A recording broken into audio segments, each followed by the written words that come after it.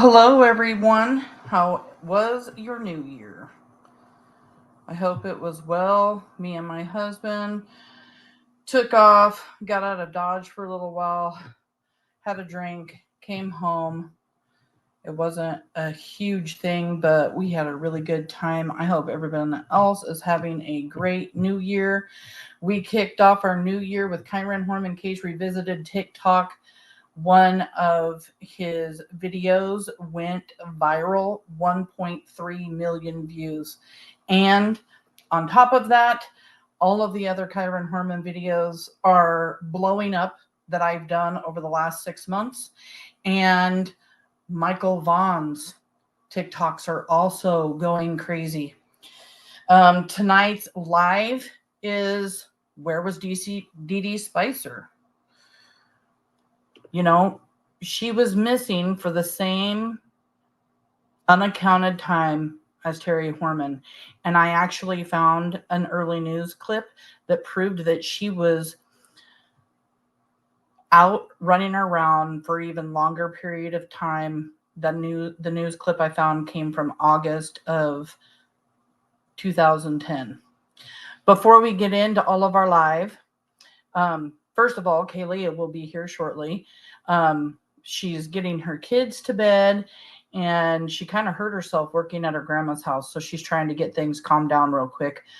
But before we get into everything else, I want to show you guys Michael Vaughn. This is Michael Vaughn. He came up missing in July 27th, 2021 from Fruitland, Idaho. And he was abducted. And if you have any information about the suspects in this case, which are Brandon Shurtleff, Adrian, why am I forgetting his name? Stacy and Sarah Wandra and Adrian Lucian. So anything relating to the suspects, please call the Fruitland Police Department at 208-642-6006. Again, this is Michael Vaughn. He came up missing July 27th, 2021. And I'm also going to go over somebody else. This isn't somebody we're going to be picking up, but I did watch a show on Amy last night. She came up missing out of Bay Village, Ohio. Her name is Amy Mihaljevic. Mihaljevic. And something interesting on the show last night that I found about Amy was the detectives have been able to uncover some new evidence. And this is Amy. And Amy came up missing at a Bay Village Square shopping center. This curtain that you see here next to her is a curtain that is handmade out of a quilt. And this quilt may have been used to wrap Amy up and dispose of her body. They found her dog's hair.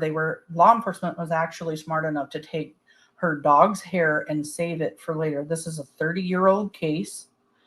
And they also ended up finding one of Amy's hairs on this. So it's a very interesting curtain.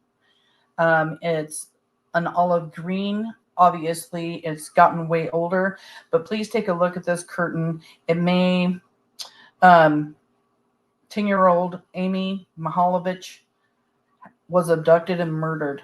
Her body was found in Ashland County, Idaho in 1989.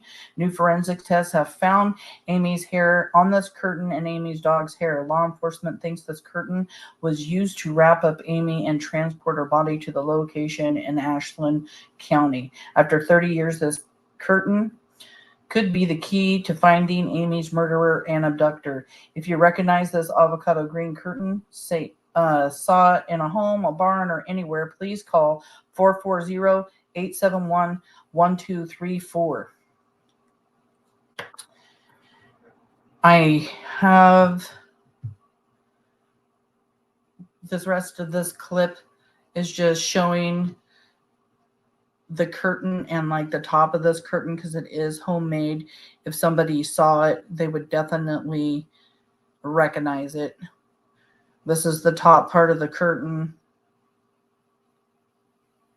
This is just a really sad story. But since I saw it last night, I decided that I wanted to share this with everyone because I thought it was really important. This case is 30 years old. They're still looking for this abductor. And yeah, with new evidence being out, we got to get it, all eyes on it.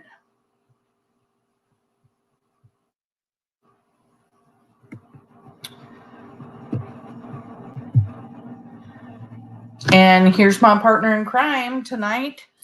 Okay, Leah, how are you feeling? Hello, I'm feeling okay. Thanks for seeing my message. I was a little late, so glad to be here. Oh no, you're fine. Yeah, like I said earlier, we're gonna go over Dee Spicer again. We've done one live. It was a serious deep dive. We're going to be using some videos that I have taken of the farm and just going over her day on June 4th. Karen Reap says, hello, everyone. Hello, Karen. Hope you're doing well. Thank you for joining. We have been putting a ton of pressure on Terri Horman lately, so we are just, going to put a bunch of pressure on Dee Dede. It is time. It is time, I agree. And I think that another advocate in the Kyron Horman community said it best recently when she said, Dee Spicer thinks she can sit back and let Terri take all the heat. But I think it's very important that we talk about, the reasons why people speculate she could be involved in Kyron's disappearance. So, yep. I want to go over this picture of Dee Dede because it bothers me so much. This is her walking out of the courtroom and, oh, I hate it when I accidentally don't take out the cap cut. She's coming out of the courthouse and there's reporters and stuff around and they're all taking her picture. Like, she just smirks this smirk. And to me, this smirk has pissed me off from day one. Like, yeah, me too. How dare you walk out like, hey, look at my ego, look at me, can't catch me. I don't know, this picture just says 1,000 words to me. And one of them is just cocky. You're just cocky. You just think you're going to get away with whatever you helped Terri do. And yeah, it's like she knew that her dad was in law enforcement and she was going to get all the protection that she needed and she wasn't worried about a damn thing. And the picture just bothers me. It bothers me a lot too. Yeah, and I know it bothers Kyron's parents. They have also publicly stated that they don't appreciate this coming out of the courtroom with a smirk on your face when their son is missing. And yeah, I agree. I think this rubbed a lot of people the wrong way. And yeah. Yeah, I know it's just a picture, but it does. It speaks 1,000 words to me.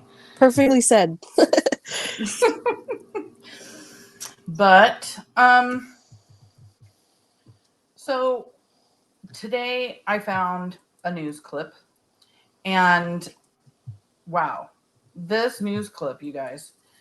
Me and Kaylee have been going back and forth and talking about this several times. We even talked about it on one of our last lives that we did on Dee Dede, because there have been reports that Dee Dede was missing from 11:30 to 1 p.m. in the morning.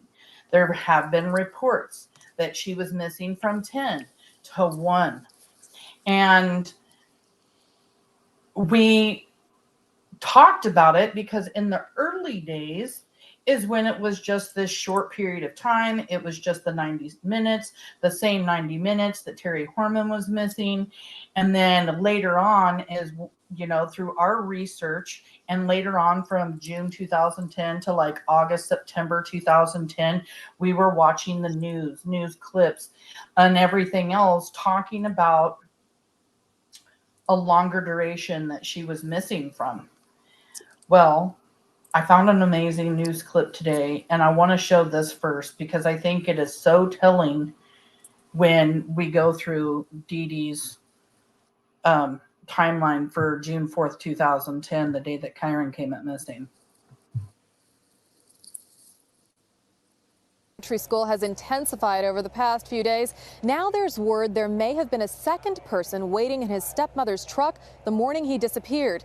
A little later this morning, investigators are expected to use this flyer to ask for the public's help in identifying that mysterious second person. At least 2 witnesses have told police they saw a second adult waiting in Terri Horman's truck while she was with her stepson at his school science fair the day he disappeared. Investigators are looking for witnesses to confirm the claim and offer a valid description. Police are also distributing new flyers in their search for clues. For the first time, photos of Horman's close friend Dee Spicer are included, along with an attached questionnaire asking if anyone saw Spicer near the school that day. She says she was on a gardening job, but her employers now claim they were unable to reach her for 4 hours, much longer than first reported.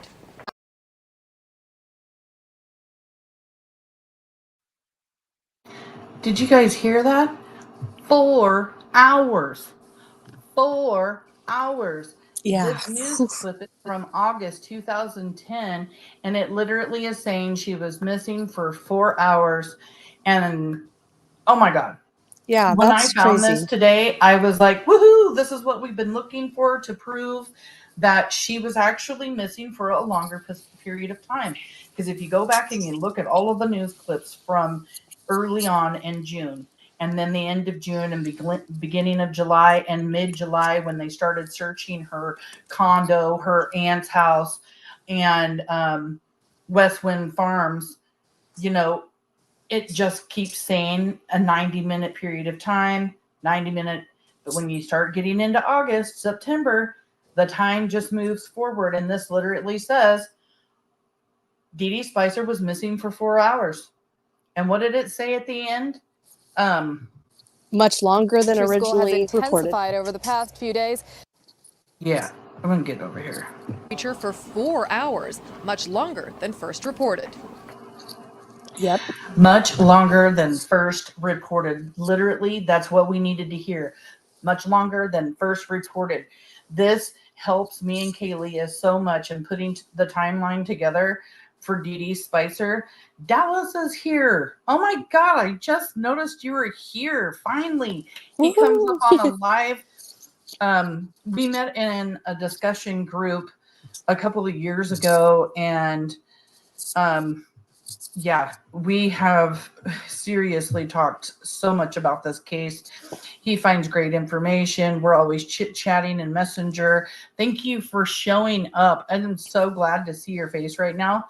It's awesome, the connection, but that Kyron's community brings everybody together in that way. That's so awesome. It says, hence why she washed his stuff, because someone else may have touched it. Yes, we have talked about this before. He actually brought it up to me a while back ago that maybe Terri had washed Kyron's coat and backpack because this person, whoever it may have been, being inside the truck could have rubbed off their scent or gotten some kind of DNA on the coat and backpack in the truck if they were actually in the truck with Terri and the baby and Kyron. And that'd be the reason why it got washed. So it's crazy. Karen saying, wow, she's bold, going missing that long without a worry. Right. Yeah. Oh my goodness. I said earlier with that picture, like ego, it just screams, totally. cocky. Totally, it does. It really does. And I think this was so significant to find this news clip that you found and shared this, because I know that there are people in the community who doubt that Dee Dede was in any way associated with Terri on that day, or talking to Terri on that day. Well, one of the reasons why they say that is because they said actually that Terri's and Dee Dede's missing time didn't line up, because at one point it was reported that she went missing at 11:30 to 1. And then Terri allegedly went to the gym at 11:39, even though that's Terri's time and not the time that Desiree says actually clocked her in at the gym. So people say, how can they have done this if their timeline didn't meet up? If Terri was missing the first part and then Dee Dede the second part. But this proves it. She was missing for 4 hours. She was missing the whole time.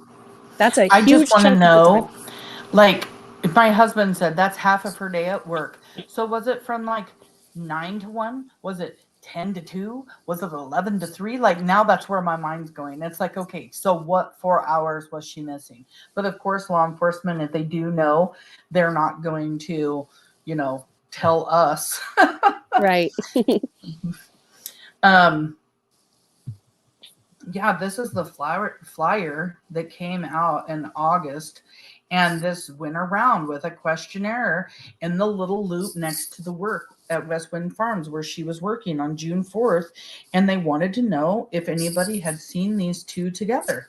And, Desiree Young actually says that 2 women on Germantown Road were seen together, passing things from one truck to another. And, yeah. And it's like, wow, that's right there on Germantown Road. I mean, the address for Westwind Farms is Germantown Road. It's crazy. Yeah, that is crazy. And if I know that people, I hate to even address this all the time, but I know people also will say, well, that's not been verified by police. But you just have to ask yourself, if someone's going to make up something like, oh, 2 people were seen on a road, why wouldn't they be more specific and say they identified Terri and Dee Dede? I don't know. I just think. Well, why would Desiree Young even say it in a group? Why would she even put that Facebook message out on Facebook and want to talk about it in a discussion group if it wasn't true? She's not out there to hinder her son's case. She wants people to know the facts because people are trying to put this together, like we're trying to put it together. Exactly. Dallas says, I think I saw somewhere that someone that worked with Dee Dede called her for lunch, but no answer. So maybe around before and after lunchtime. That's exactly what we're about to go into, David, is her timeline at Westwind Farms, because she, gets to work at 9 o'clock in the morning. She, let me just see. 9 a.m. in the morning, she goes inside the main house to check in for her assignment. And the first time since working there, she was invited to lunch with the others at the house. There was no time set. The invitation was open-ended, and she believed, based on the timing of her project completions at the opposite end of the property, this was Spicer's customary daily routine. Her duties in preparation for the garden tour, which was the next day, took her to the end of the grounds for the bulk of the morning near the road. We'll talk about the near the road. Just keep that in mind, everybody, that she's saying it took her to the far end of the property next to the road. where she was working, bent over in tall grass and vegetation, is not visible from the main house. Spicer was not wearing a watch nor carrying her cell phone, and headed to the house for lunch after completing work on one section of the property. When she arrived, she was told that Miss Hawkinsmith tried calling Dede's name outside when everyone was ready for lunch. When Dede did not respond and could not be seen from the main house, Miss Hawkinsmith also called Dede's cell phone. Spicer said she apologized and explained her project's location and status, and then sat down to eat. Now, what I find just very funny about all of this is that Miss Hawkinsmith's already going to know where she was, right? Miss Hawkinsmith, she's saying, gave her duties for the day. And Yep. there's this huge event going on the next day, and she's got stuff that she's supposed to do. So Miss Hawkinsmith knows where she's at. So why couldn't anybody find her? She's so contradictory in the explanation that she gives. It is baffling to me. I love that you pointed that out. Another thing that always bothered me is when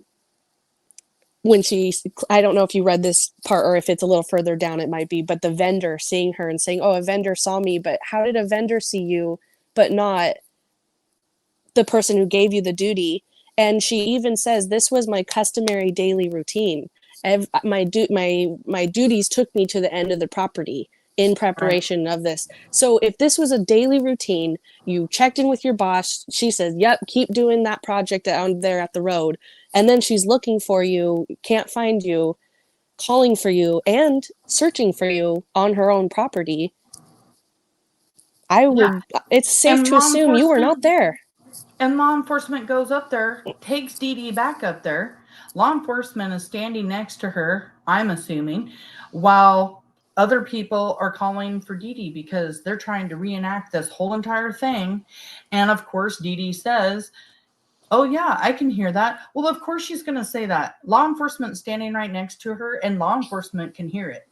I mean, they took her up there to reenact it for a reason. And I think it was pretty much to call her out and tell her she was a liar, because you've got people calling her. You've got, why did she that day leave her watch and her phone in her car? Why? Is that a normal thing that she did?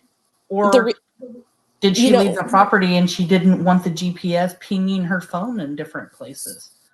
Oh, yeah. I mean, surely I do think that is a very likely reason why she chose to leave her phone in her car. Again, 4 hours is a long time. What if she got hurt herself?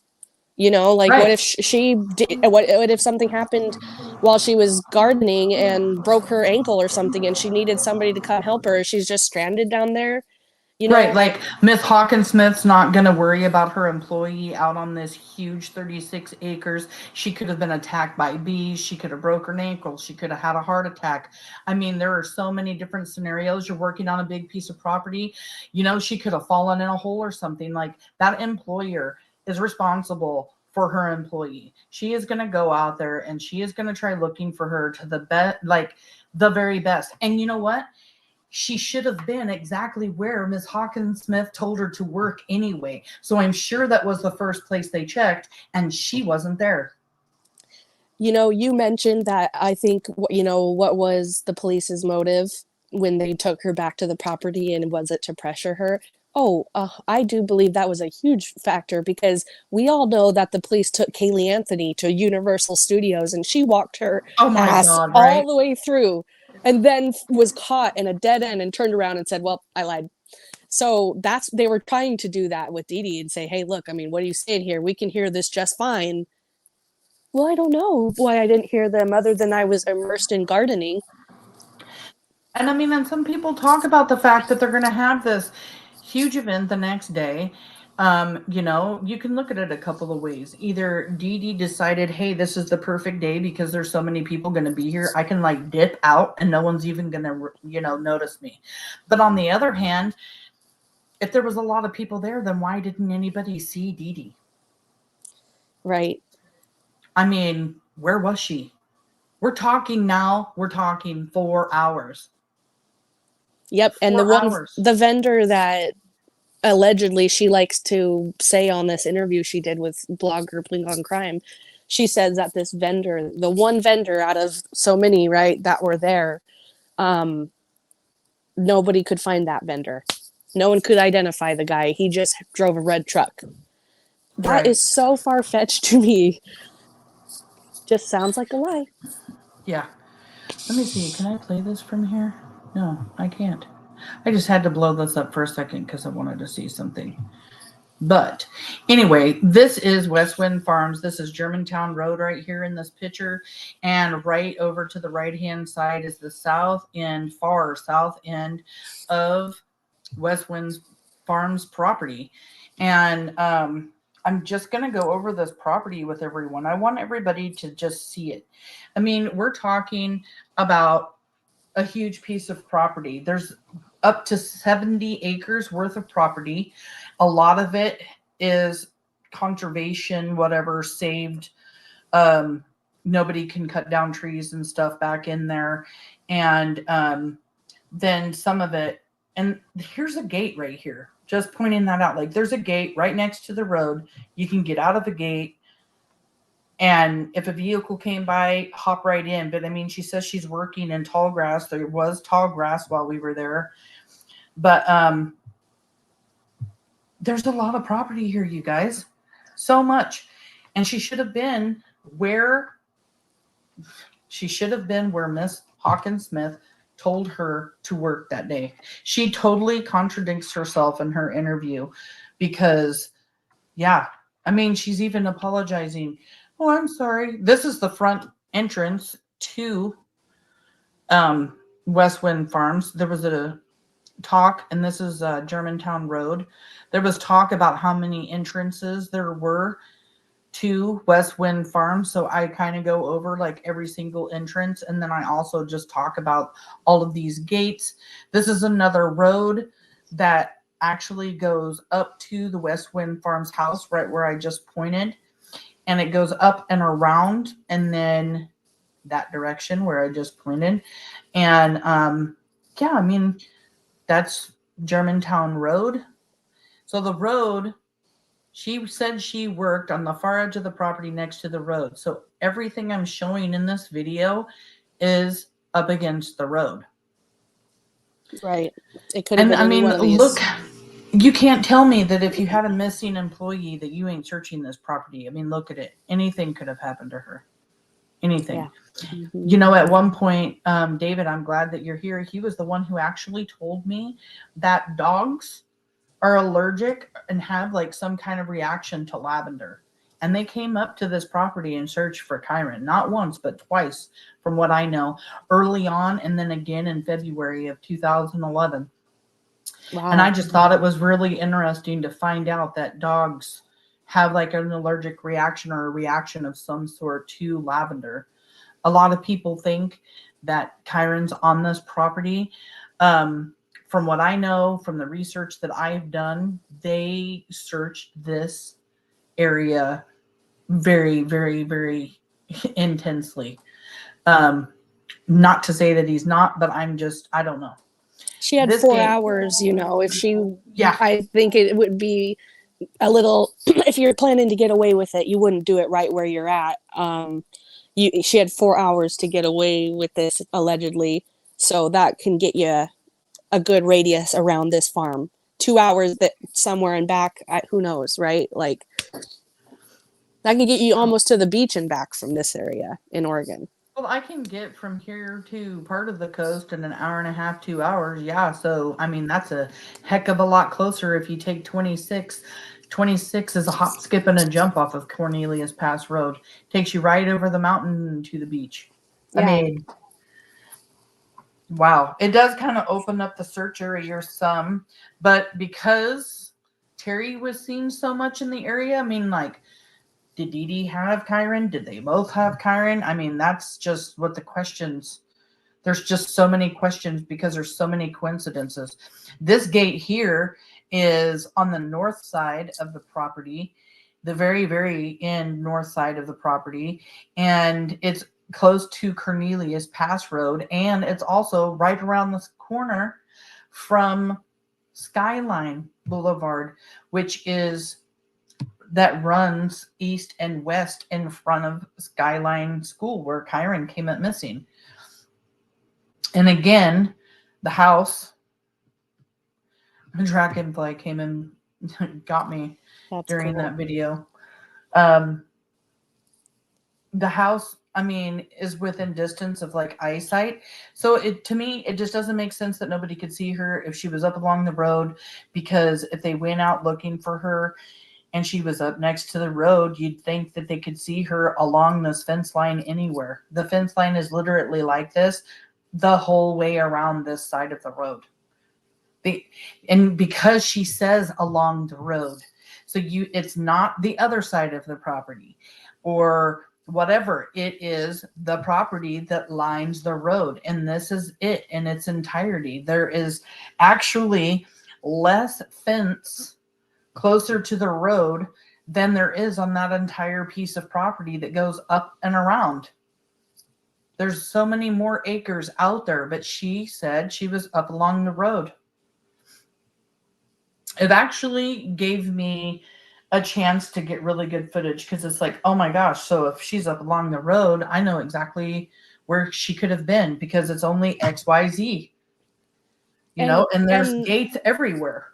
Also, she was within earshot. I mean, I agree that a 70-acre property is massive. I think the biggest property that I know of, the size of that I've been on, was 40 acres. And there are definitely places on that property where I could be that I would not hear a call for me. But Dee Dee showed the police where she was, and they all heard the call. So it was within earshot of wherever they were calling and I for her. also had put down my camera at one point too and hollered, and the echo out there is just crazy. I mean, you can kind of see how you're on a slope and you're kind of up high. And when I hollered, there was definitely an echo. I believe that, yeah. And I'm just going to show like right here. So if you were to go forward up this road here north, and then it takes a slight left, just a tiny bit of a slight left, then, because this is Old Germantown Road, and when you get up there to that slight left, it turns into Germantown Road, and then you would take a right, and not even a block down the road is a stop sign. At that stop sign to the right of you, you have a big gravel parking lot. And if you were to take a left at that stop sign, you're only about 3 miles away from Skyline Elementary School, where Kyron disappeared. Like, it's huge. That it's just right around the corner. And she started working here just a month or so before Kyron disappeared. And I've always wondered if she got this job to, like, if Terri and her planned this out, did she move to this job because of their plan? Because she stopped working there after Kyron came up missing, as far as I know. And talking about her job and everything, she was working for another farmer. Her name was Miss Vaughn, and it was a long ways away. I can't remember exactly where it was. I want to say it was like somewhere off in Beaverton. And Miss Vaughn had also hired R&S Landscaping, which is Rudy Sanchez's landscape company, which is the landscaper that said Terri tried hiring him to kill Kyron Horman, Kyron's dad. And so Dee Dede and Rudy Sanchez worked together on Miss Vaughn's property, but Dee Dede claims they never met. And I just think that's a huge coincidence. Another coincidence that, she says that she never met Rudy. I mean, this kind of puts all three of them together. Yeah. Dee Dede, Terri, and Rudy. And a lot of people have talked about whether or not there was a third person. And I've actually speculated to myself, did he come forward because they already were honing in on Terri and Dee Dede? And he immediately is like, oh my gosh, they're going to come after me next. I'm just going to tell them everything I know about the murder for hire plot, and like, or maybe make it up if it wasn't true. Or like, who knows, like if he was just scatterbrained and scared to death, if he helped do something. But after reading all the court documents and everything else, I don't think that he had anything to do with Kyron's disappearance. But a lot of people do think he helped them. Yep. I guess, I mean, until Kyron is found, you really can't rule out anybody, right? Except the people that police have made it abundantly clear are not in like Kyron's parents. Just wanted to put that out there because I know some people might take that the wrong way. Right. Yeah, I don't know. I just think that that's crazy, because that's a great point, Samantha, because in the interview that Dee Dede did with Link on Crime, I don't have it in front of me, but off memory, I feel like she said that she took this job as like she wanted to learn, and then she never did gardening again. Like she never did gardening before. That was never in her line of work before. She took this job, these gardening jobs, I guess, and then never went back to gardening after that. It's just interesting. Yeah, because she was supposed to be finishing up her internship. She started her internship working for Mrs. Vaughn, and then she went over and worked for Miss Hawkinsmith to finish it up. We have comments here. Yes, read the comments. Very helpful. Let's see. Dallas says, and if those are protected trees, it would be a perfect place. Yeah. Yes, and it would be a perfect place, but I know law enforcement looked out there. I don't know that they found anything, but yes, to answer your question, Katie Yasmin, trees can be protected. It's not just the trees too. It's like this whole little area that is protected. Nothing in this area can be touched. It's like completely, and it's like, I want to say over 30 acres of it. It just cannot be touched. You can't do anything with it. You can't cut down trees. You can't build back there. You can't do anything back there. And Dallas also said, yes, so you can't cut them down. Not sure how it's done legally, though. Kind of like a national park, I assume. I think it has to do with like you said, it's some kind of conservative, yeah. But also, there's also tax benefits to the landowner. They get massive tax breaks for keeping that land just pure that way. Like it might not even be tax free. I don't know, or very, very low taxes. I know one of my friends has a property that it's not necessarily conservative, but it's rural, and she has really low property taxes because of the amount of trees she has. And she says she can't cut down. She has to make sure she has a certain amount of trees at all times. So it's not necessarily the same thing, but it is similar, like a incentive to just keep it. I don't know exactly why they decided to protect this land, but it's true. You can go Google this property. This property has a rich history. It's a beautiful. It is so beautiful. When we went out there to take the last video, the lavender was in full bloom out there. Wow. This last June. Gorgeous. And that's all I could smell out there. I mean, it was a beautiful day. I went out there on purpose in June. I talked to my husband like in April and was like, listen, when we go out and do videos again, I want to do it in June. I want to get a perspective of what the area would look like in June. And yeah, lavenders were full bloom. Flowers were in full bloom. The property was all nice and manicured. I bet that was gorgeous. This event that they did on the 5th, I think it's just kind of interesting how you got like an event, like a science fair and stuff going on at the school and a talent show. And then you got this other event going on where Dee Dede's working, and law enforcement has also put these two together. It's just not people speculating. I mean, she was literally on a flyer that they put out in August, and that's for a reason. And that's after they search her condo, her aunt's house, Westwind Farms. I mean, you've got not just her employee, but several other people that work there on that property saying she was not there. Right. So where was Dee Dee? You Where know, was she?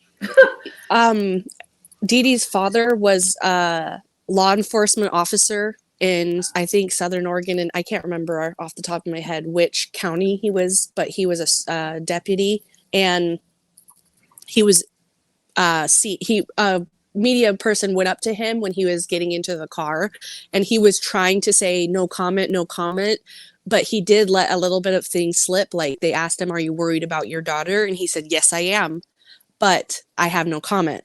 And why would he, a law enforcement officer, be worried so much about his daughter? Because his daughter is probably telling him the pressure that the police are putting on her. And he's probably over here as a law enforcement officer thinking, oh my goodness, Right. they really think she is involved in this, and I am scared for her. And they were, we know a little of the pressure, but the pressure was probably so high on them trying to get any piece of information that final, I hate to call it this, but the smoking gun, the thing that proves everything, their Right. theory. Yeah, Kyron needs to be found, and as soon as he is found, we will all have answers. Desiree and Kane will finally have some peace. They just did a search in March of 2023. They're not giving up. This is an open investigation. The case is still open. They're still looking. Michael says, I hate talking like this, but I feel like Terri did the deed while Dee Dee hid the evidence while Terri got her alibi together. There's just so many different ways this could go. Like, either Right. of them could have done it. I mean, if he is dead, because we don't know if he's dead or alive. Kane thinks that he's alive because he hasn't been found in this area, and they've looked so heavily for him in this area. He's holding on to that, and I can't blame him. I probably would too if I was a parent. Just want to believe that my child's alive. Until you can prove to me that my child is gone forever, I'm going to continue looking for my child. I'm going to believe that they're still out there. There are so many cases out there where somebody comes forward and they've disappeared and been gone for years and years and years. There's so many cases out there like that. So, I mean, but you have all of these different theories. Like, how did Dee Dee and Terri meet up? Well, was Dee Dee with her early in the morning? Is that why that the truck got moved further up Access Road, like law enforcement seems to think? When she left both Fred Meyers, did she go by and go get Dee Dee, or did they go meet somewhere after she left that second Fred Meyers? Because Terri ends up, she goes to one Fred Meyers and the second Fred Meyers. Right down the road from that second Fred Meyers is 24-hour fitness. At the end of the day, after she's already been to that second Fred Meyers, I've pointed this out several times, she ends up right back where she started. Is there a pickup and drop-off spot somewhere in that area between the second Fred Meyer and the 24-hour fitness, or one of those parking lots, or just something like that with either Dee Dee or a third person? And if not, I can tell you from experience in driving around there, it's not very far from the second Fred Meyers to get to where Dee Dee was working off of Old Germantown Road. It's actually a hop, skip, and a jump over there. So, I mean, like, that's the question. How did they meet up? When did they meet up? And when you look how much time Dee Dee had, you're thinking to yourself, if you know what Stacey Green is saying over on World Soldiers, and she's saying that there's evidence out there that proves that Dee Dee killed Kyron for Terri, and this is a page that that Desiree is on, and she's never corrected anything that Stacey has said over there. That is what's being said on that page. And Right. if that is true, it would almost make sense that there was some kind of drop off with Kyron, and Dee Dee ends up with him in some way, shape, or form. And she's out driving around, pinging her phone everywhere, throwing law enforcement off while Dee Dee's doing something with Kyron. And then she's going home and getting him off the bus, or supposedly getting him off the bus, because she's trying to convince Kane that he's going to be off the bus. Meanwhile, on the way down to the bus stop, she's got to turn around and tells Kane, hey, I forgot something up at the house. Goes back up to the house. Was she making a phone call on a burner phone to Dee Dee? Because that's another thing. We're about to get into the burner phones, you guys.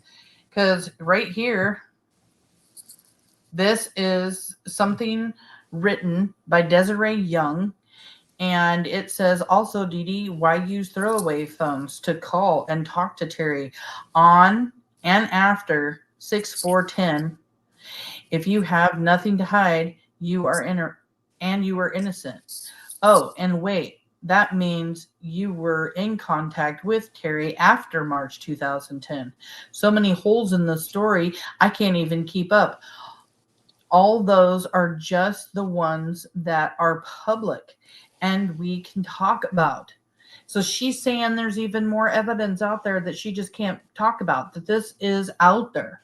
So she's saying that there are burner phones on June 4th, which would explain why Dee Dee has her phone in her car. She could be the one who has Kyron. She doesn't want law enforcement to know where she's at. She doesn't want her phone pinging somewhere. Terri has her phone with her. She's driving all over hell and back up and down all these hilly roads with a daughter with an earache. Her daughter's ears are popping. I mean, I know my ears are popping. My husband's ears are popping when we're out there. Could that have been what she was doing, was throwing off law enforcement? We already know she's changed her story over and over and over again. And this, her story with the cell phone and her cell phone tower ping is how they knew her stories weren't jiving, because where she said she was that day and where her cell phone tower or the cell phone pings are putting her are in different locations. And that's what law enforcement says about that. We've got Katie that says, I hope he's still alive somewhere. Yes, me too. And Dallas is also saying that he hopes that he's alive. Katie is asking about what page is that. It's Kyron Horman, World Soldiers. It's ran by Stacy Green. Stacy Green started that Facebook in the very, very beginning. Right after Kyron came up missing. She didn't know the family. She just did it out. She just did it because out of the kindness of her heart. Her and Desiree have grown to be really good friends, and she lives up in Longview, Washington. She has covered this case immensely on her page. She goes after Dee Dee and Terri and is putting major pressure on them. And just within the last 6 months or so, she started talking about this new evidence that proves that Dee Dee killed Kyron for Terri. And there have been no corrections by Desiree on that Facebook. I don't see Desiree making up any lies about her son's case. I don't think she would hinder her son's case that way. What was her alibi for using the burner phones? I don't get why she got away with so much. That's just it. There is no alibi for Terri. She has her little alibi of being at the first Fred Meyer's, the second Fred Meyer's, and then a dry cleaners. And then they have her and that was early in the day, between like 9 o'clock in the morning till 10:30 in the morning. Because at 10:39, she makes a phone call and she's already on Highway 30, which runs along Sauvie Island. And later that day, she is seen on footage coming into 24-hour fitness at 12:20 and was only there for like 20 minutes, even though she tries telling everybody she got there at 11:39 I mean, why would Terri say 11:39? Just say 11:40 or 11:30 or around there, or just something. But 11:39. GB, Katie, Kyron Horman, World Soldiers. Yes. What if Terri went to Fred Meyer's to get burner phones, but couldn't find one, so she went to the other store? I don't know. Wow. Mind blown. Yeah, it's definitely a plausibility. I mean, they probably did have multiple burner phones to throw things off. I mean, they deny having burner phones up until the end of June, and they said that they needed to buy the burner phones. Literally, their excuse is because the service at the Horman house was too bad for their regular cell phones. That is the most BS excuse ever. But that's their alibi for that, and I definitely think it's plausible that they went and bought a new set of burner phones to use that day. Just buy them and dispose of them, same day. Well, let's go over our next search area. Let me show. I've got a little clip from the news talking about the cell phones, and then we'll go on a little drive on Springville Road.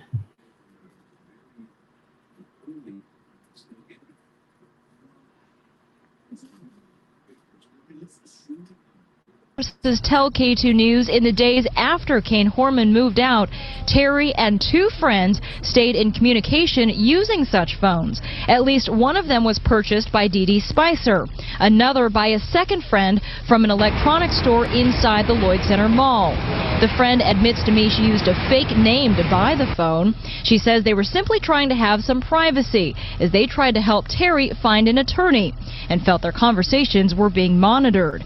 As a practical matter, she says they also needed phones with AT&T coverage since their Verizon phones didn't have service at the Horman home, where they were all spending considerable amounts of time. What remains unclear is why two additional prepaid phones were purchased at another store in downtown Portland the next day, under the same fake name the friend used to buy hers at Lloyd Center. She tells me she knows those phones were paid for in cash, but she did not purchase them.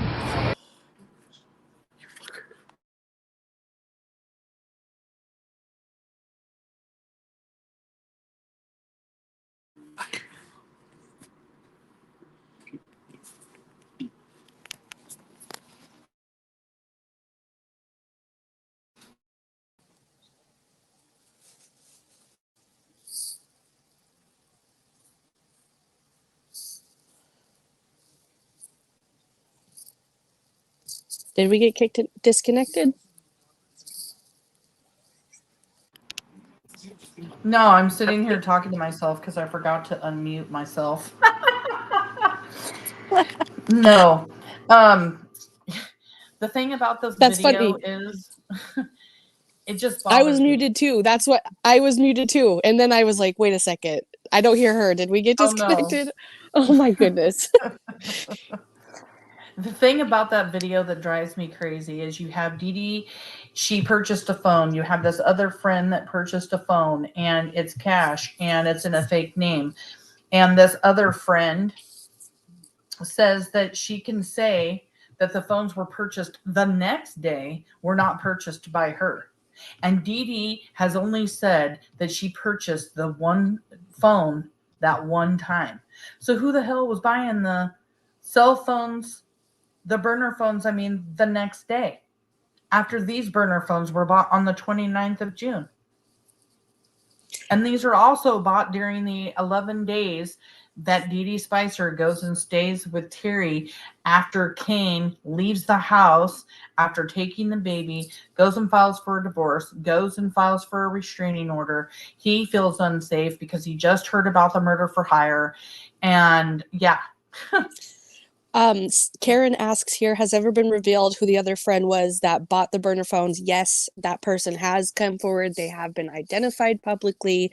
And I wanted to address what Zane said, which is, I wonder if the friend who bought the burner phones started suspecting Terri and Dee Dede and decided to come forward.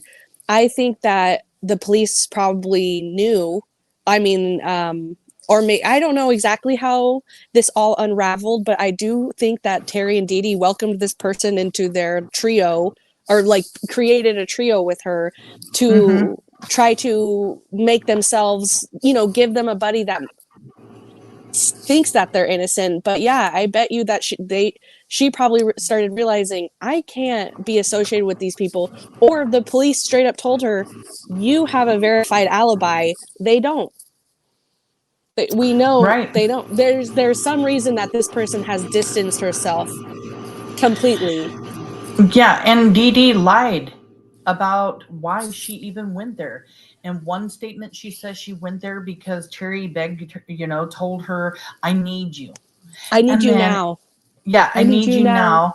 And then in another statement that she made, she said that Terry's parents were getting ready to leave town and go back to Roseburg, and that the parents wanted Dee Dee to come over and be with Terri because Terri was scared because of all the media and everything that was going on and death threats and everything else, and that's why she went. I mean, so she didn't even get her story straight on that one either. Right. Yeah, and Terri had another friend that was going on national media to defend her, on like Good Morning America and stuff like that. Why didn't that person step up? And why was it Dee Spicer, who suspiciously has missing time? 3 people disappeared that day, and 2 came back. Terri and Dee Dee. Where the hell's Kyron? Yeah, exactly. I mean, and that was said by Mr. Jensen. CJ Jensen, who was an old police detective. And I mean, he specialized in murder investigations and stuff. It was all like criminal investigations. Well, Desiree said that they used burner phones the day that Kyron disappeared. I don't doubt that one bit. And we know that they obviously were checking the cell phone towers. So I wonder if they found that out because they are, I don't know how, I'm not a detective, but I like to think it's as easy as I see on TV, right? That they got this data from the cell phone tower. I know for sure that they said they analyzed all the calls that came through the tower that serviced the Skyline school area. So I wonder if they were if they one by one were trying to just check off each phone number that was going on there and somehow found that Terri and Dee Dee did buy burner phones, or they used burner phones that day. I don't know, but it's an interesting thing to think about. This video is on Springville Road. There was a search on July 9th, 2017. So that's only 6 years ago, you guys. Well, no, now it's 7, almost 7. So yeah, 6.5 years ago, they did a search on Springville Road. And there has been lots of talk by law enforcement about this search being done because Dee Spicer came forward with some kind of information to law enforcement. Bruce McCain said something about there possibly being a search for a cell phone. So that's why I'm showing this video. And I mean, the search went from north to south, Springville Road. There was only about 3 or 4 mile span, but they had to completely close it off because the ravines on both sides of the road were pretty heavy. And of course, you don't want anybody, getting ran over. And here you can see one of the ravines, how deep it is. On Springville Road, they had to rappel down with ropes to get down in there and search because some parts of this ravine are so deep. But yeah, Bruce McCain seems to think that they were looking for a cell phone. Maybe they were looking for a cell phone because one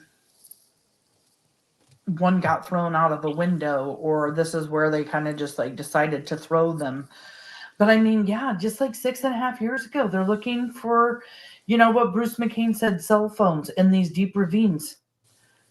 Evidence. And this Springville Road Let me just pause that right there real quick, because I wanted to show you guys something. So right here, Springville Road and Skyline Boulevard connect to each other.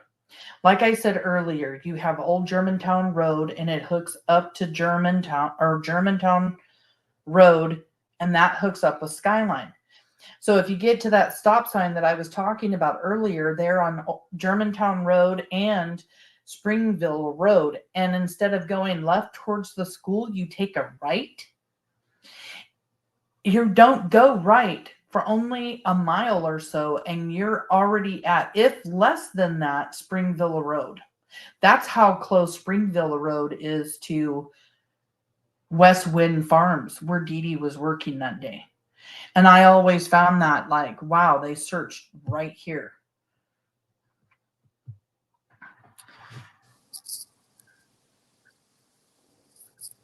Let me see. Why is it so still? Oh, because I was pulling off. So yeah, I just go down Springville Road here just to show everyone what the area looks like, where they searched. It would be the left-hand side of the road as you're coming down, where they would be rappelling with the ropes to go down these super steep ravines. I mean, you can kind of see the hollowness in the trees to the left there. They put a roadblock up at the beginning up there on Skyline all the way down to the end of this road. In a lot of area, it's just a lot of wooded area on the left, and you do eventually get to what I believe to be new construction that's going on. And I really thought about this while I was driving, was just like, I really hope that they're paying attention while they're doing all their new construction. You know, when you think about Kyron Horman possibly being out there, like, do these people know that they need to be keeping an eye out for that kind of stuff while they're doing new construction? I've had that same thought. It, you know, especially in Portland, it's really is developing quickly. I've had that same thought, and I just hope and pray that, yeah, if that were ever to be the case, that, yeah, it would be obvious to whoever was, you know, operating the equipment or whatever. But that's a very real possibility. We can't sit here and beat around that, as much as we all really truly do hope that Kyron is alive out there somewhere. The chances of that are so small, so we can't deny that as well. Well, and law enforcement, I think, has everybody speculating that too, because all of their searches are being done in the woods. But then again, he came up missing in a very wooded area. There's a rainforest behind that school. So, I mean, like, it's really wooded. And in this video, I don't know if you guys can tell, but I'm like going downhill. This is very steep going down. So not only are the ravines to the left really steep, the road itself is really steep. I can't And then imagine. it just comes out to like a flat area with a lot of fields and stuff. And I mean, here you get another look. Like, if you look out, that's like Beaverton and Hillsborough area. You can see way off into the distance, but you can also see like mountains and trees and everything else. So this video was just kind of done to like give everybody a perspective of what the road looked like, that, you know, when they did their search on Springville Road. And Bruce McCain said it was possibly for the cell phones. And then in July, you have, you know, in July they decide, okay, we're not only going to just search Westwind Farms, we're going to search Dee Dede's condo. We're going to go search Dee Dede's aunt's house. Dee Dede's aunt's house was a large piece of property. And, you know, Dee Dede lived with her aunt for a while when she was younger. Somebody messaged me and told me, hey, did you know that Dee Dee used to live with her aunt, and that's why that they ended up searching that property? It was because she lived there when she was younger and she knew that area really well. And I'm like, heck no, I did not know that. So, that's another perspective for people to get. Like, Dee Dee lived in this area. She knew this area, which it actually got me thinking at one point in time, like, Terri lived in that area for a while. She lived in that area for a while. So what could they have came up with in a way to make Kyron disappear out there? And it's, that's why law enforcement was like, check your wells, check your holes, check everything on your property. If a little kid can fit in it, or if you know of any areas where kids might go, please let us know. And that's why I ended up doing a video of that train tunnel, just because some guy had called on June 4th later on that night saying, hey, they play down in the train tunnel sometimes. That is crazy that's right there. I remember that was one of the first YouTube videos of yours I ever saw, like before you and I had ever met or anything. I was like, this is crazy. Let's go over some comments here, because there are a lot. Everybody's talking. Thank you guys all for being here. We really love when you guys get involved and just, talk about things, ask questions and stuff. We, really want to answer people's questions. We really want everybody to know the truth. And we've done so much research that I feel like we could answer pretty much any question. I mean, I don't know everything 100%. I never will know that, because law enforcement's not going to share everything. They keep it pretty close to the vest, but we do know a lot. We got Katie Asman says 11:39 is very specific. Laugh out loud. Yes, it is. Terri says, I went to the gym at 11:39. I mean, it's so close to 11:40 or so close to like 11. Where the heck did 11:39 come in? She wrote it in the email or something like that when she wrote it to her friend. I don't know. Yeah, like 11:39. Yeah. I'm just going to say 2103 because I can't pronounce your name. Is it true that Terri failed 2 lie detector tests and walked out during the 3rd test? I'm glad you asked this, because this one, when I learned this, how close it was, she failed her first lie detector test, I think on Sunday. Kyron disappeared Friday. Oh, Monday. She did. So 3 days after Kyron disappeared, she's failing her first lie detector test. And that's the day that she says, screw this, I'm done cooperating. And she's livid about it. And she tells everybody, I'm done. And they have to convince her, please don't be done. Please cooperate with this investigation. We really need your cooperation. And they finally get her a little bit calmed down to where they talk her in to go to try to take a second polygraph test. But hear this, it is 7 days between the first polygraph test and the second one where she walks out on it and says, nope, never mind, I'm not going to do this, and walks out of it. This is devastating to Kyron's family. They are begging her, and they actually sit her down in like an intervention style. They're all sitting in Kyron's room and they're pleading with her, please go take this polygraph test. And finally, another like 4 or 5 days after that second one. So the third polygraph she took was on June 20th or 21st. That's the third one she took, and she failed that one also. And that's, the rest is history from there. Yeah, it's crazy that, and people, we know that they're not admissible in court. But like King has said before, even though they're not admissible in court, it's still saying something. She didn't fail just one, she failed 2. No one in the family had ever heard of her having any kind of hearing issues, except for her son James does say something about her having some kind of hearing issues. She changes her story about how she reads lips. I mean, Desiree said that never was the reason why she failed the polygraph test until she said it on Dr. Phil. That was the first time Desiree had heard her say, I failed the polygraph test because I'm deaf in one ear. And Desiree was like, she's never said that before. Yeah, And she's full of crap. In my opinion, she's full of shit. Karen Reap, has it ever been revealed who the other friend was that was involved in buying the burner phone? I believe you answered that question earlier. Yep. Let's see. I wonder if a friend who bought the burner phone started suspecting. Yes, we went over that one. Yeah, shaking my head. Speak.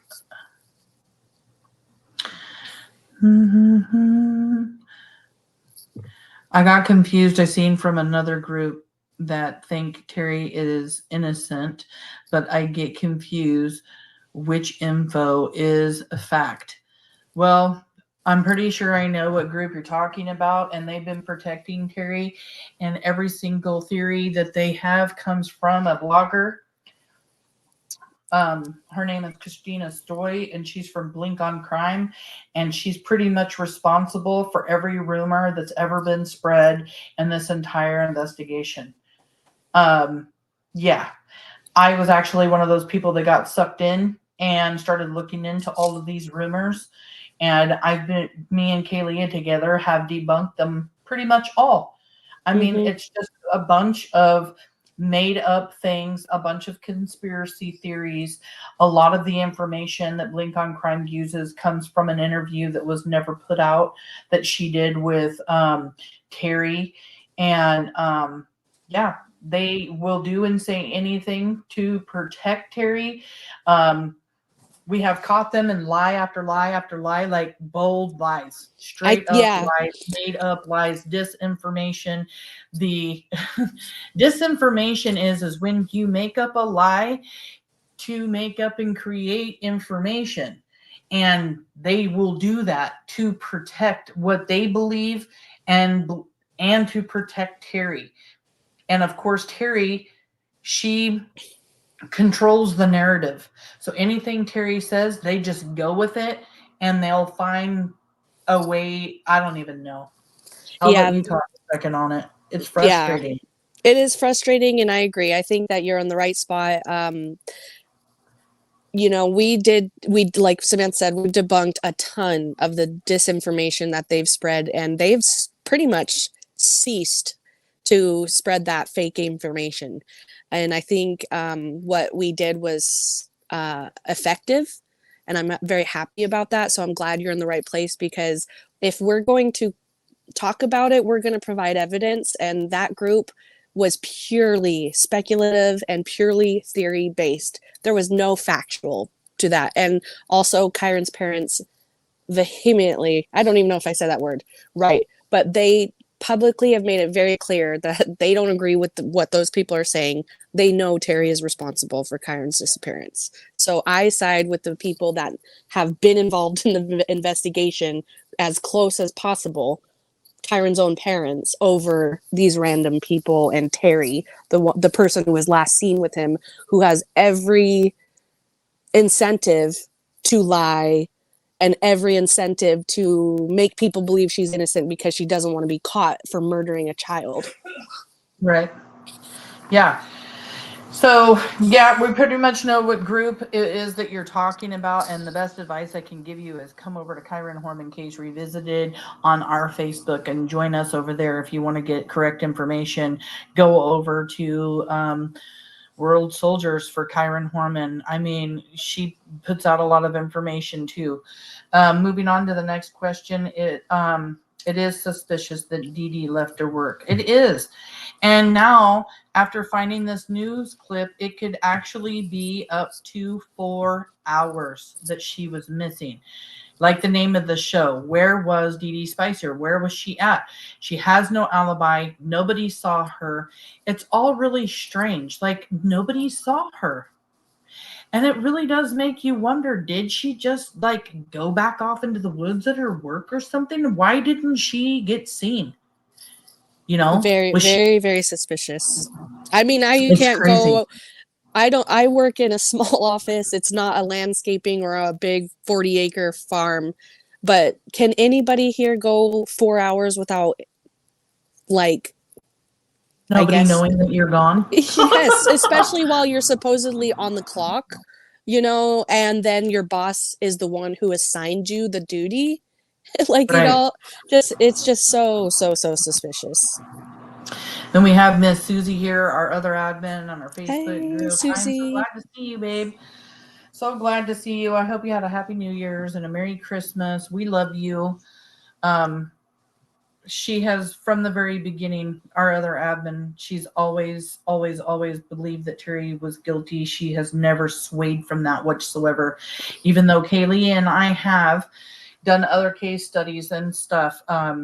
Yeah, Miss Susie has not. She has Zane that Lily. anchor feeling. Zane Lily says, did she fail the lie detector test before or after the first press conference? I believe before. Yeah, it was before. He came up missing Friday the 4th, and on the 6th, on Monday, she took her first polygraph. I think she canceled, rescheduled one of the tests too. Yes, she did. She rescheduled one. I do remember seeing that. Bun Bun is here again. Hello. That's weird because doesn't she love Kyron and want to do anything to help? That's what she says, but she's done absolutely nothing. You know, I don't even know of one search, not one search that Terri's ever been on. The only time I think she ever helped search for Kyron was when he didn't get off at the bus stop and they went up to the school and they looked around for Kyron while police detectives were on their way and everything else. But I also really do think that her main objective for even going up to the school and looking around was to grab that backpack and coat that she eventually ended up washing. Yeah, you know, Bun Bun, you say here, doesn't she love Kyron and want to do anything to help? Actions speak way louder than words, and Terri's actions point to guilt. 100%. Yeah, she hasn't even started talking about Kyron again up until like 6 months ago.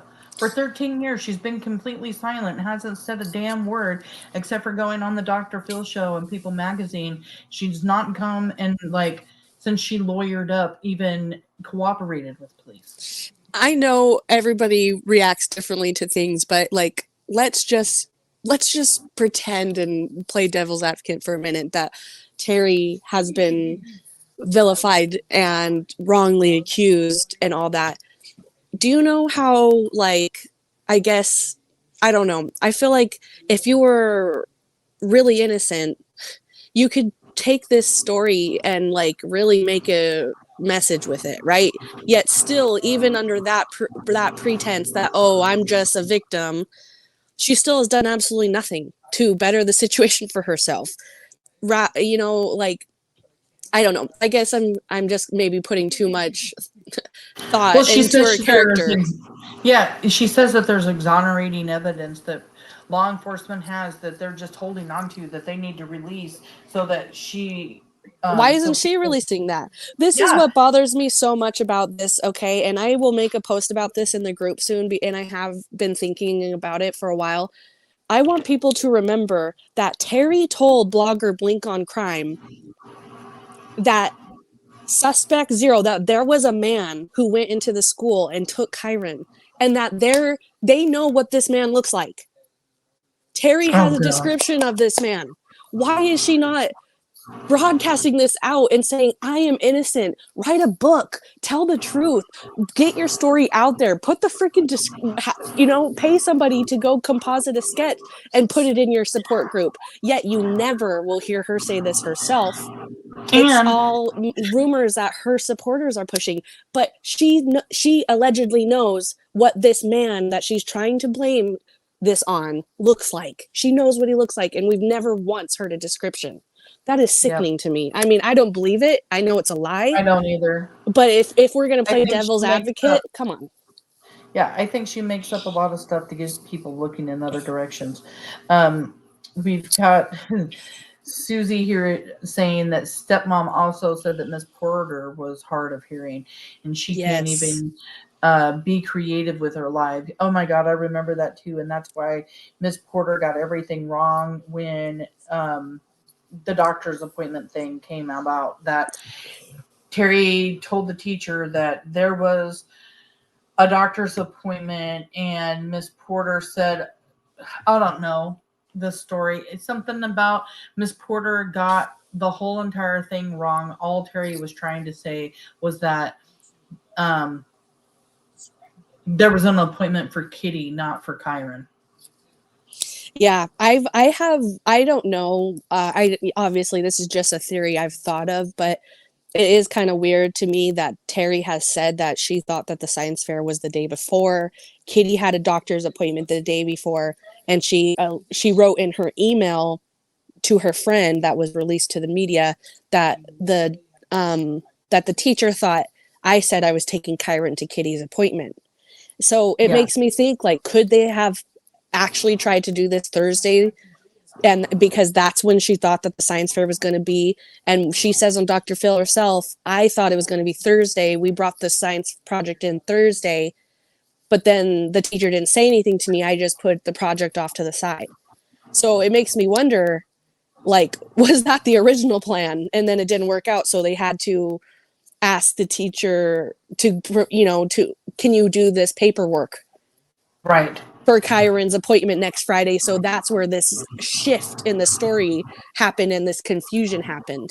Because Blink on Crime also has said that Kane did not know about this alleged doctor's appointment until the day after Kyron disappeared. So this didn't come up, according to Blink on Crime, the whole day Kyron disappeared. That Kyron himself had a doctor's appointment the next Friday until the following day. I mean, I don't know if that's true, but if Blink on Crime is getting her information from Terri, then I think that even if it's a lie, it's still significant to hear. Well, Kane said that they had talked about an appointment, but he didn't know anything about her actually making an appointment, not for that Friday, the next Friday, or any other day. And Desiree has came out and said there was no doctor's appointment. There was nothing for the teacher to fill out, because Desiree Young on June 4th, after Kyron came up missing, law enforcement came to Desiree and had her sign a waiver giving them permission to pull Kyron's doctor's records, which showed appointments and everything else, because Terri was talking about these seizures and all of this other crazy stuff that she was making up. And Desiree flat says that none of it existed. None of it existed. That after she signed that waiver and law enforcement read the information, that the doctor's appointment didn't exist for Kyron. Yeah, they knew that was a lie, and it was a tactic to give her time to create confusion. Terri's whole story is confusing. The whole thing, every aspect of it is confusing, and nobody else in that case is like that. Why wouldn't Desiree's story be confusing to police? Why wouldn't Kane's? Why wouldn't Tony's? Why wouldn't the teachers? Well, I think she confused them on purpose, because they're on a wild goose chase trying to find all of this out. Like, one of her things that she said is that she went to Albertsons and they had to try to prove it, and they had to actually get footage from Albertsons to see if she was there, and she wasn't. So then that story changed too, that she never was at Albertsons. Oh, I thought I went to Albertsons. No, she was creating stories, creating chaos on purpose. This was her controlling the narrative from the very beginning. Another question here. She put up flyers with photos. She photoshopped Kyron's face to the point it didn't really look like him, and had the incorrect tip line phone number. You know what? That is true. And there were also flyers put up in Roseburg with a man's face on it. It said, Kyron's was seen with an unknown man. I've never seen that it had a man's face, but I did know that it had words saying Kyron was seen with an unknown man. So again, she's pushing this, don't look at me, look for the unknown man. And again, Blink on Crime, who allegedly was friends with Terri, says they know what this man looks like, but they won't tell any of us. Make sense. And Dallas says, kind of a weird question, but do we know if Terri or Dee Dee had any link to any elk lodge? I don't know, but I have no idea either. That part of Kane's family are Masons. That's about the closest I can think of to like elk lodges. And then Susie says that let's see. Dee Dede was not there. They physically looked for her because they kept calling her, and then they were worried that she might have hurt herself, so they know she was not there. Yes, they know that she was not there. And yeah, we're getting off track because everybody is asking a lot of questions about Terri. We don't mind answering questions about Terri, but I do want to move forward as soon as the questions keep coming in as we're going. So we're just going through questions until we get to the end here, and then we'll get back into Dee Dede. Dallas says, this was planned thing. No matter what, it would have almost been impossible for a random person to have taken him. Yeah, his parents don't believe that he would have left with anybody. It was a school full of parents and teachers and children that all knew Kyron. Someone probably would have said something. Kane absolutely does not 100% believe whatsoever, and neither does Desiree, that he would leave. He's too shy, and he gets scared being away from his comfort zones because he can't see very well. Because there's no exonerating evidence, Susie said. There isn't. There's no exonerating evidence. If there was, she would have already flung that out and went neener, neener, neener, because that's what she wants to do. But she can't because she's guilty of something. Zane Lilly, Desiree has shared information provided her by Ellie, so can't Terri in regards to the description of someone who supposedly took Kyron? You would think so. I mean, what's stopping her, especially when the finger's been pointed directly at her this entire time? And did she even tell law enforcement about this guy, or was this just one of her stories on a Facebook group or something? Oh yeah. There is only possible persons of interest Ellie has ever put out is Terri and Dee Dede. Terri is full of it. A child is missing. No one in their right mind would withhold the description of a suspect. Exactly. And also advocates for missing Kyron Horman should be demanding that she tells us what he looks like if this is true, or I acknowledge this in some sort. I've said this before. We don't want the fluffy feel goods from her. We want to know this. Yeah, but the thing is she says this. She talks about the man at 7-Eleven. She's all over the place. The janitor. The steroid ring. She talks about there being a steroid ring and that Kane was involved and maybe they got upset. And I mean, like, these are all rumors, all been spread by Terri, all spread on Blink on Crime. You've got people like this other group that are just buying into it, wanting to believe it, or just do it because they want to be popular. Who knows? Right. But yeah, it's just a bunch of rumor and stuff. And unfortunately, that's where you are on the case. People following a bunch of rumors. And that's why we spent so much time debunking so much information. Desiree said that they knew that same night that Kyron did not have an appointment with the doctor, as she had to sign a release to get that information from the doctor. Yes, and I just went over that. Thank you, Susie. So yeah, we have one more before we move on. There's one more, or two more now. Sabina said, did law enforcement ever say he was seen with an unknown man? Never, not once. Never. Matter of fact, they even said that they didn't believe it was a stranger at all. Right. They put out to the public, not for parents and stuff out in that community, not to be worried that there's some kind of an abductor or whatever out there taking kids or something. Yeah, they put their mind at ease. Said exactly. It's too bad. Sabina also asked, was the man in the truck seen pacing, asking where the nearest school was ever proven? The 7-Eleven guy, I believe is who you're talking about. That was at a 7-Eleven on Highway 30.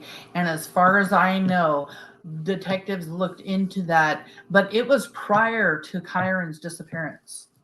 It did not happen around the time that Kyron came up missing. The 7-Eleven guy actually happened a couple of months before Kyron went missing.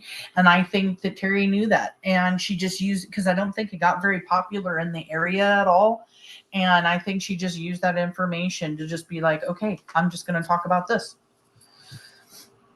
So we were talking about the cell phones, and we went over that and the fact that Dee Dee actually bought one, and why the hell would they have burner phones to talk to each other? She's there at the house 11 days with Terri. She lied about the reason why she was there. She's missing for 4 hours the day that Kyron came up missing. Now she's kissing ass and buddying up with Terri, even though she said that they hadn't even been talking. So we're going to play this video. You guys tell me what you think.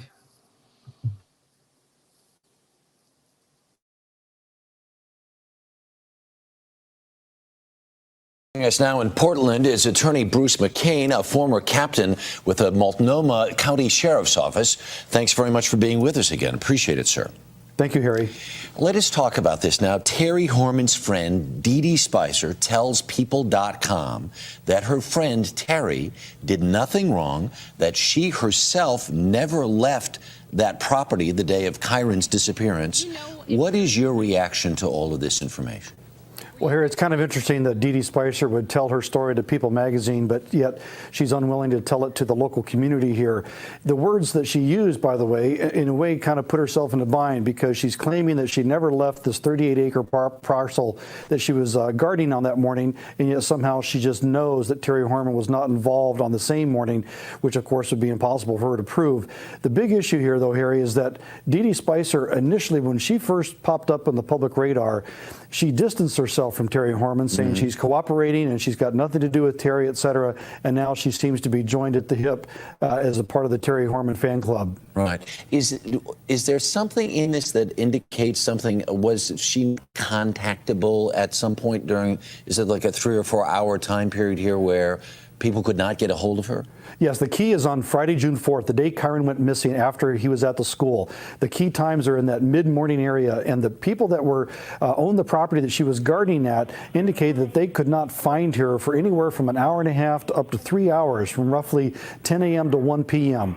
Now, Dee Dee's now claiming, no, I never left the property. I was there the whole time. The problem for Dee Dee is that she apparently has no one to corroborate that particular story. So it's her word against some other credible witnesses.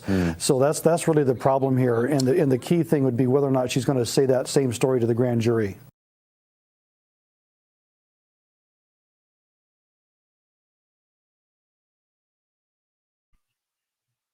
Yeah, like Bruce McCain is saying, you know, here you have Dee Dee saying that they ain't close friends, they ain't seen each other. Supposedly they hadn't seen each other since Terri's birthday, but here you have them connected at the hips. Here you have Desiree saying they had burner phones together on June 4th. I mean, in July, when condo starts getting searched, the aunt's house starts getting searched, Westwind Farms is getting searched. Law enforcement isn't going to be going out of their way to collect Dee Dee's computer and her phone and doing all of these searches. And I found out that the FBI was involved with the search at her aunt's house. I mean, that says a lot too. Like, FBI is like, okay, we want to be involved in this search. Why just that search?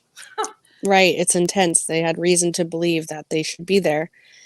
Yeah, and they're not going to put all their time, money, and effort into looking at all of these places and doing a search down Springville Road because it had something to do with what Dee Dee had told law enforcement is why they searched Springville Road. And that was in 2017. So in July 2010, they're searching her houses and everything else. And then they're doing a search, spending their time, money, and effort in 2017, all because of Dee Dee. But they're just going to go out and waste their time when she's not a person of interest, when she's not a suspect, when they don't think that she didn't have anything to do with Kyron's disappearance or doesn't have some kind of knowledge in his disappearance. I also would like to touch on the point you made about how Terri and Dee Dee, like to claim that they haven't spoken to each other since March, which is Terri's birthday party. So, but yet I'm pretty sure Kane reached out to Dee Dee to plan the surprise party. So why Dee Dee? If they weren't these close friends, and then you just don't talk to her again after your birthday for months, it's just strange. Right? But in the Blink on Crime interview, she kind of contradicts that when she says that they talk, not necessarily that they talked in between March and June, but she describes a friendship, that they talk on the phone. Terri calls her and blabs on, Terry's dramatic, and this is just the way she does it when she's talking on the phone. Yet then you're going to tell me you don't talk to her for 3 months. It just is Yeah, strange. that's just weird. I don't know why I'm just getting a spinning circle on this. I wanted to show you guys the search on. Oh no, now that. Oh, While you look for that, I would just want to mention that I have referenced the Blink on Crime interview with Dee Spicer a few times now throughout this live. And if you are curious about that, Samantha and I went over the entire thing in a live. So just go back on this channel and go to the lives, and you'll see the Dee Spicer Blink on Crime interview. You can listen to the entire thing. We break it down, we talk about it, and it is very interesting.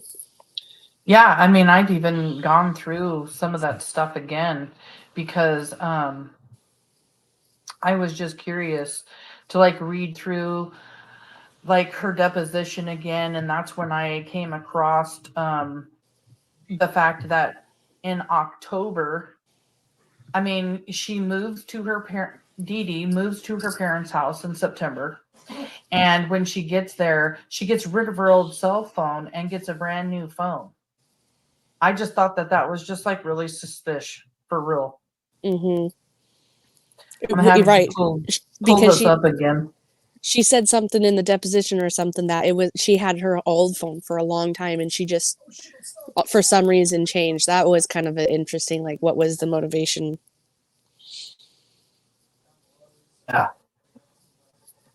Yeah, it's just really strange.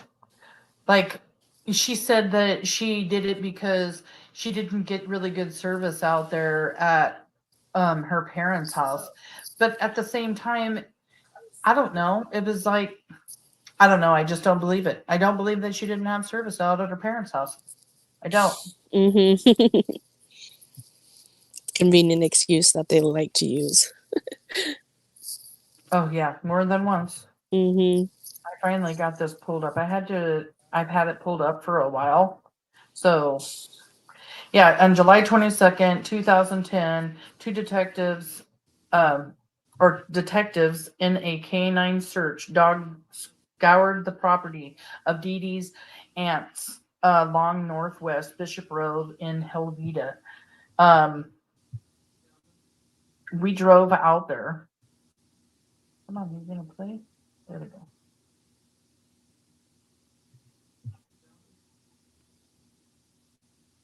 So they took the FBI and they took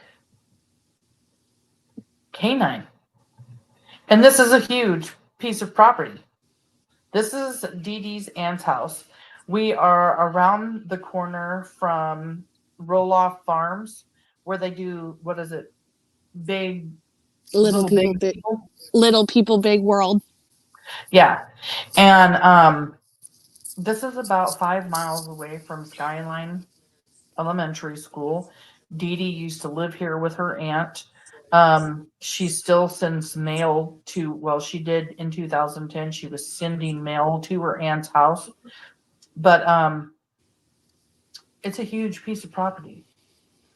I mean, we go out there and we had to get through a security gate to get back there, but somebody was driving ahead of us, so we ended up being able to do it. But I mean, look how big that piece of property is. And why did they decide? Was it because they knew that she grew up in the area? I mean, did they just know that her aunt had a big piece of property? K9 and FBI go to Well, the thing. The FBI, I'm sorry, FBI agents went to her condo. The K9 unit came here.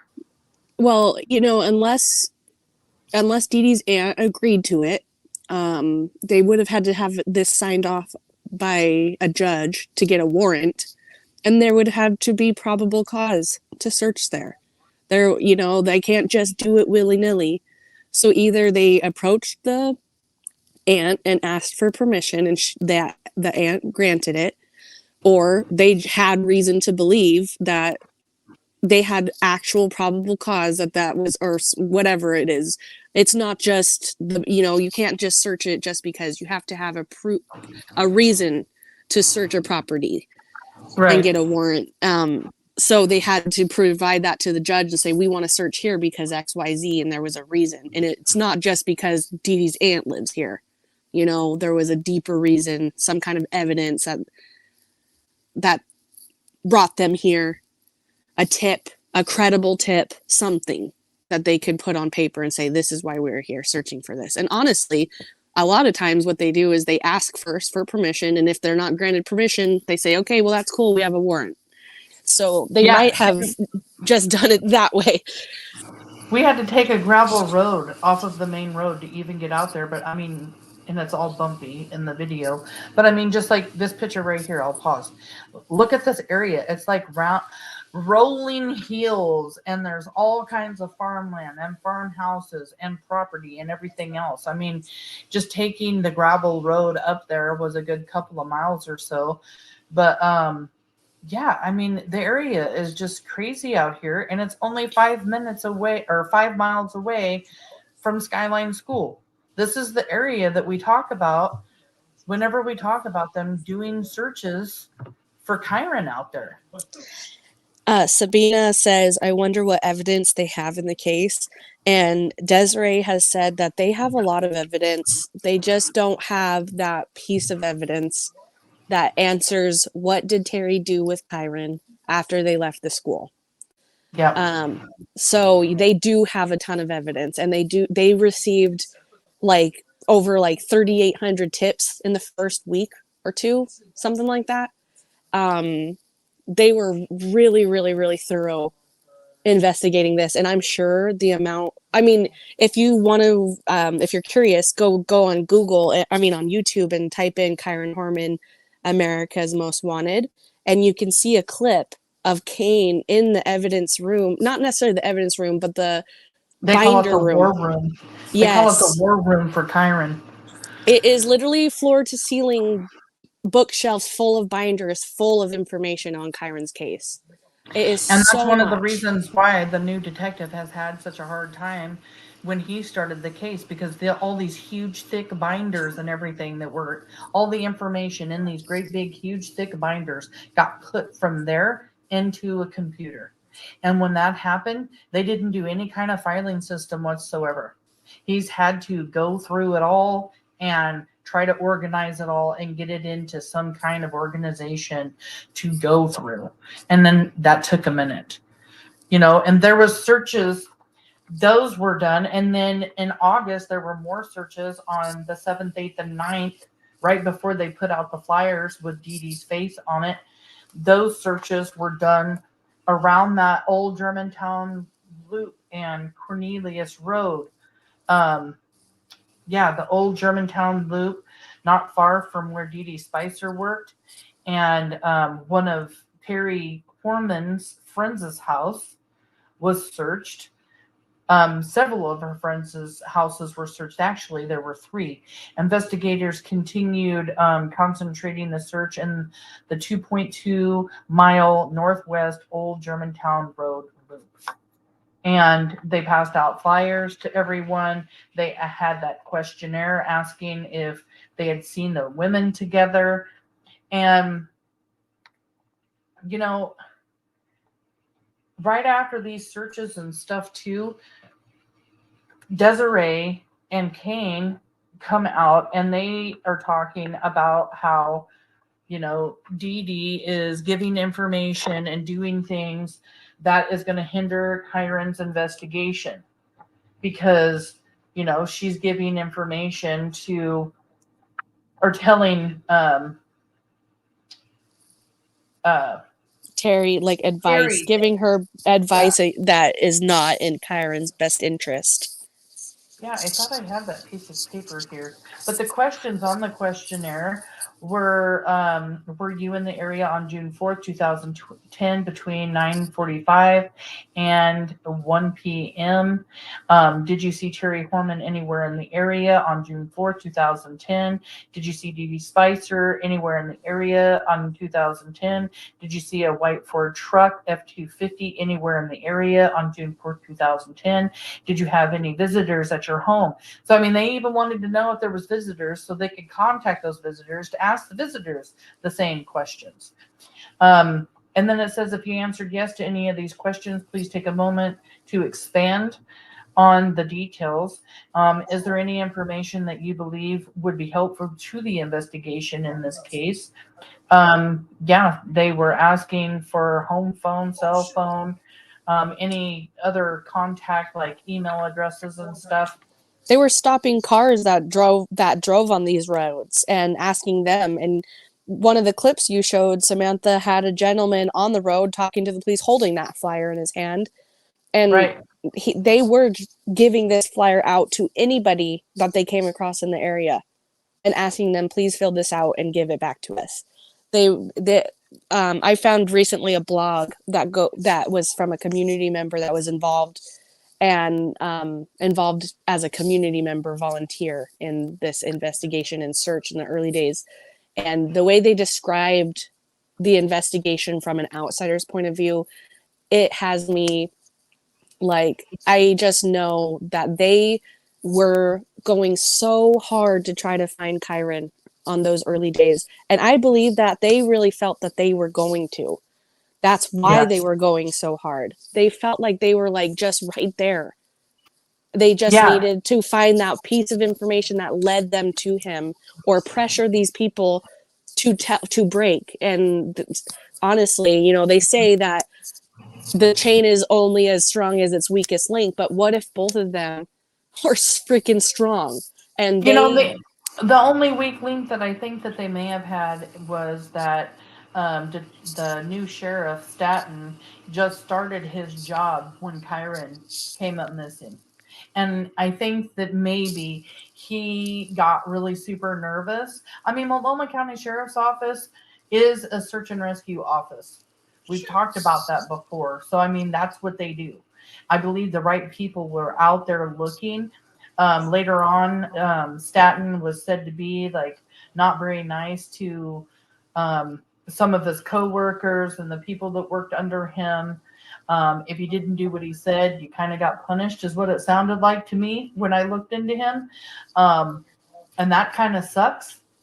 But at the same time, I don't think that, I mean, if anything hindered the case at all, it might have just been because he was a new sheriff.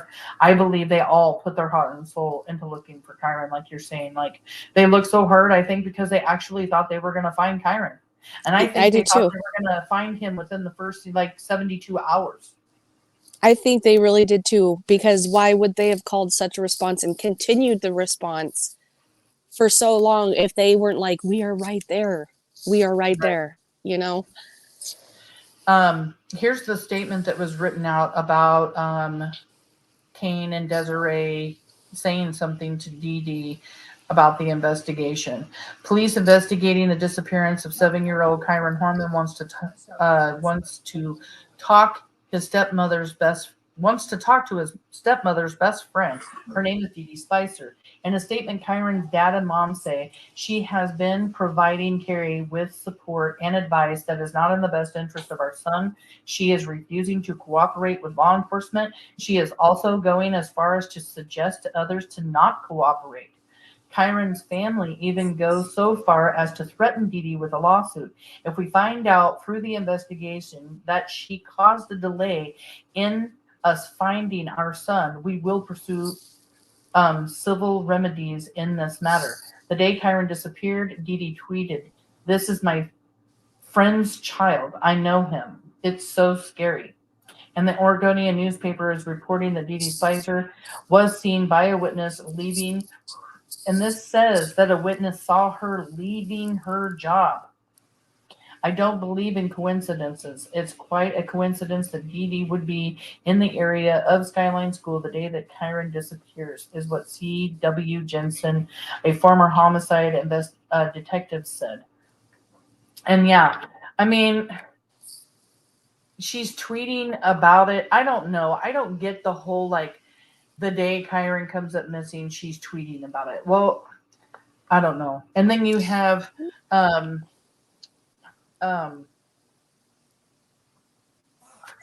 Terri online, and they're like, what in the heck is with these women wanting to be online talking about what's going on instead of beating feet out there trying to find Kyron?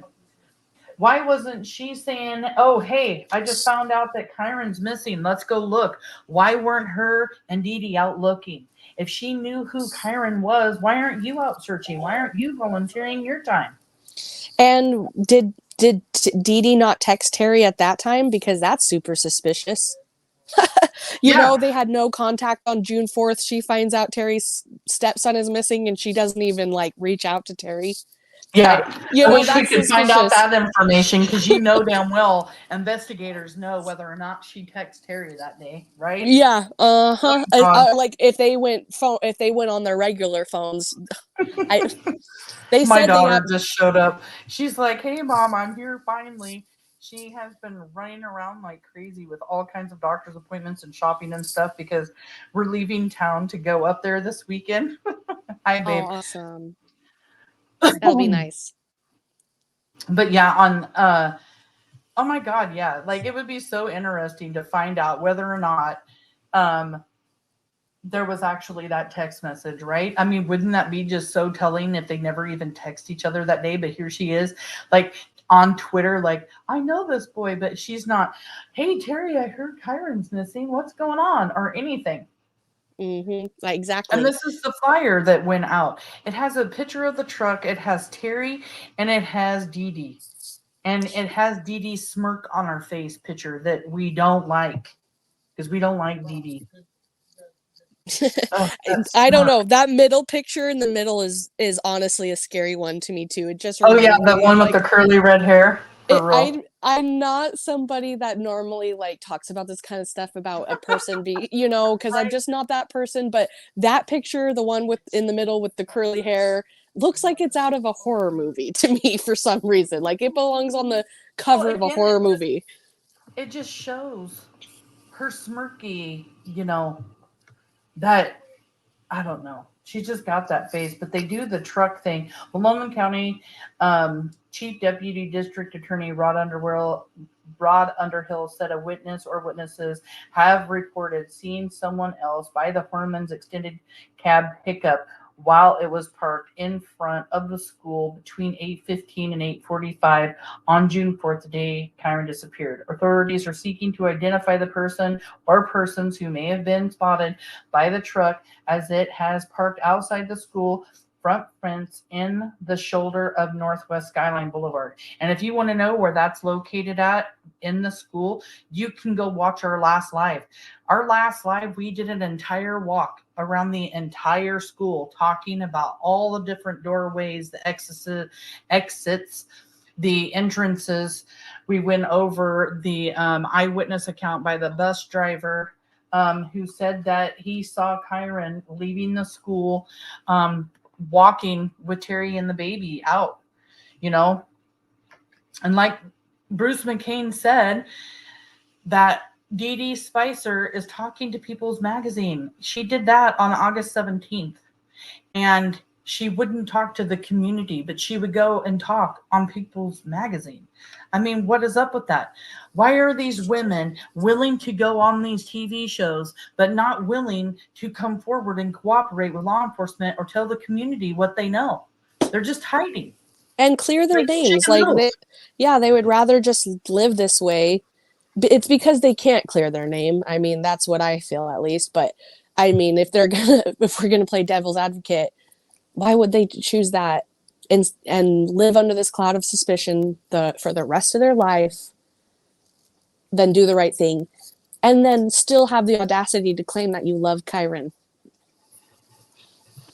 as Yeah. far as Terri goes. I have another news clip here that I want to show. Let me play that real quick.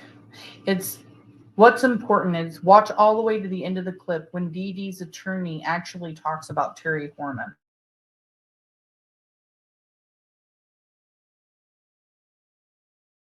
An attorney representing one of Terri Horman's friends is defending his client. He claims Dee Spicer is cooperating and she has nothing to do with Kyron's disappearance. Prosecutors subpoenaed the Tualatin woman to appear before a grand jury yesterday.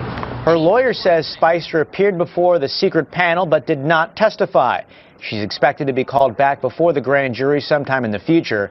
Spicer is a close friend of the missing boy's stepmother. Terri Horman was the last one to see Kyron Horman on June 4th. Previously, Kyron's family issued a statement saying Spicer is not cooperating with investigators. Police and the FBI searched her condo. Spicer's attorney claims she is being treated unfairly. But when asked about her friend, the lawyer predicts time is running out for Terri Horman. I would be frankly surprised if Terri Horman did not eventually face charges in this case. I would just be very surprised if an indictment didn't come down. Newly filed court papers suggest Terri Horman has paid $350,000 for legal representation in this case. Her estranged husband wants to know where she got the money. Terri Horman has not been charged with the crime. Back to you.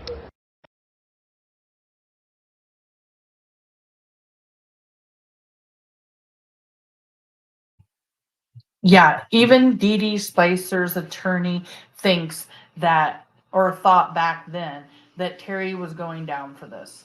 And she will eventually go down for it. As soon as X, Y, and Z line up, Terri Horman will go away for the rest of her life for whatever knowledge, whatever she had to do with Kyron disappearing. In my opinion, that's how I feel about it.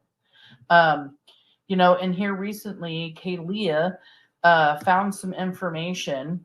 You're muted, by the way, Kaylia. I didn't know if you knew. Thank you. Kaylia found some information that Dee Dede's attorney also said about the grand jury. Yep, he called it investigative, which is what we've always been saying, that the reason that we, as Kyron advocates, have guessed that the grand jury has been impaneled so many times or for so long is because it's been an investigative grand jury. And yeah, this news article that I've read 100 times, I feel like it just stood out differently, where he says she was subpoenaed to testify to an investigative grand jury, but they didn't ask her any questions. And bam, why would he call it that? He's her attorney. He's the one that has the information about it.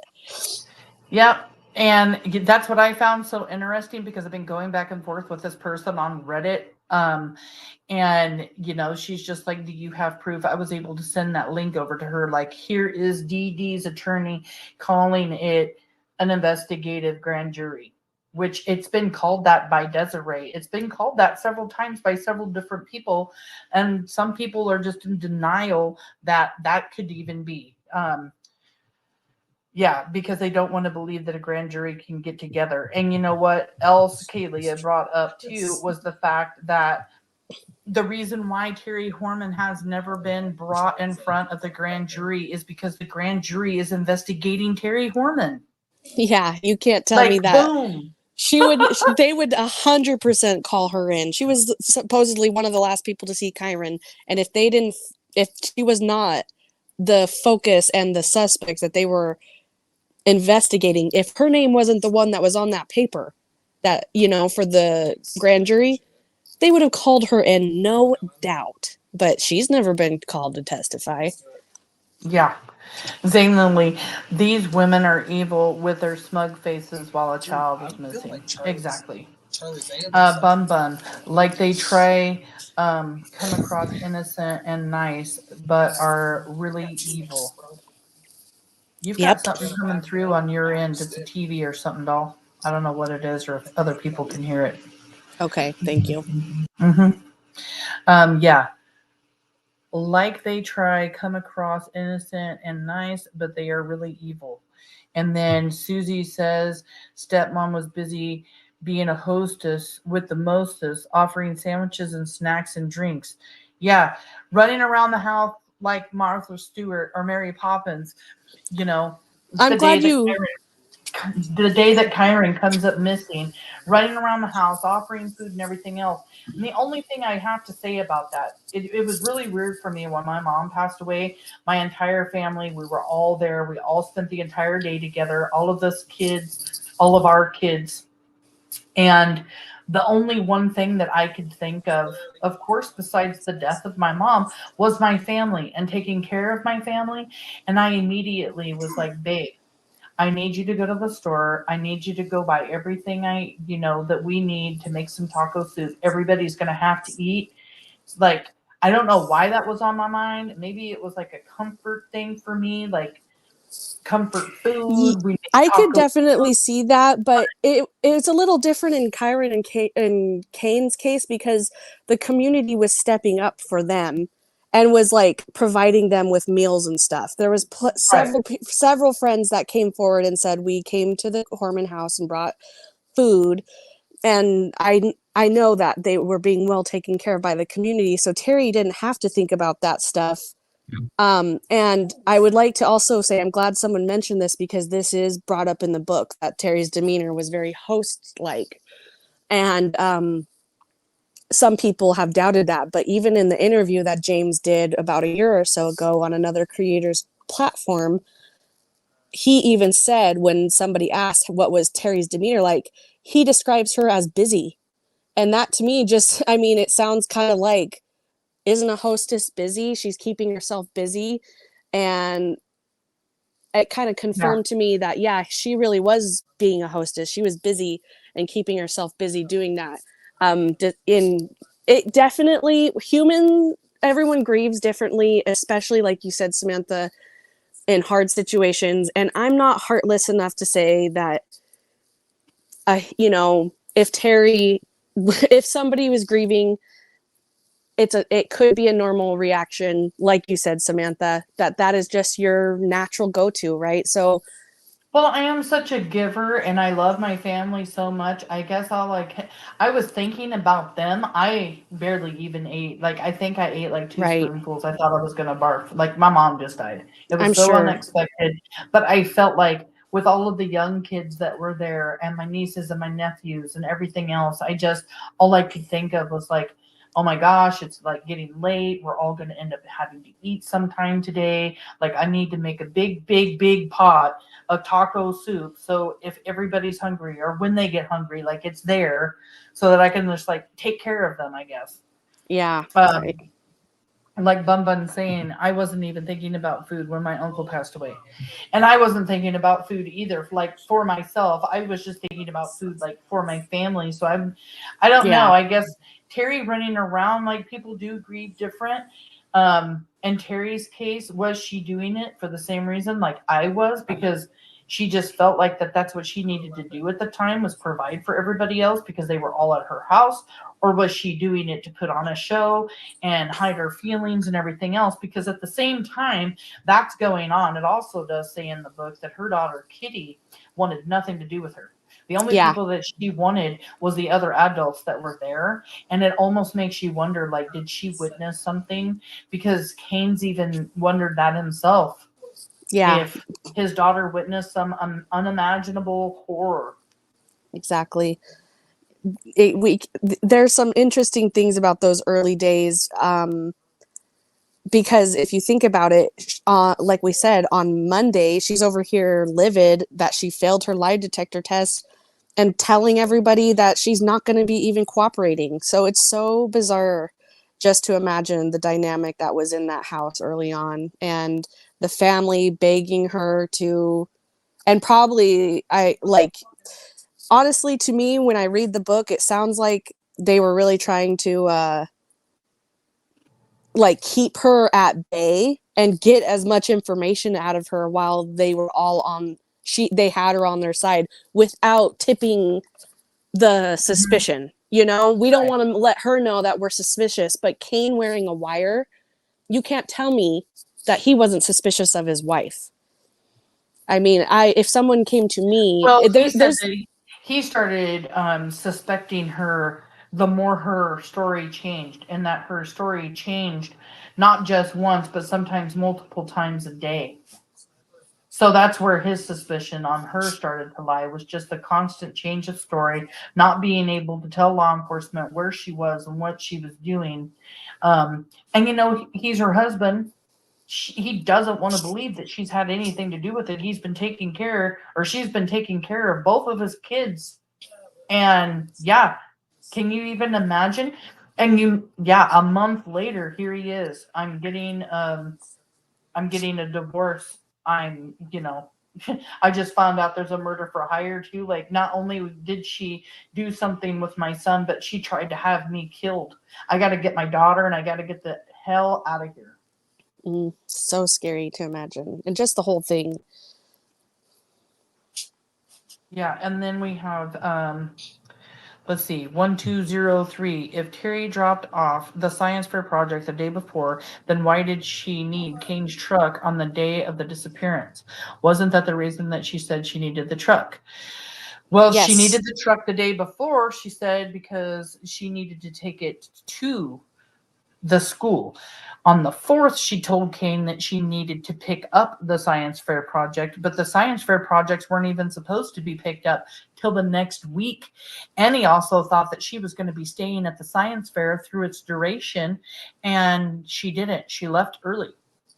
That also plays into my theory of what if they planned it for the day before, but it didn't work out, because Blink on Crime has addressed this and said that Terri did not ask to use the truck until the evening of June 3rd, the day before.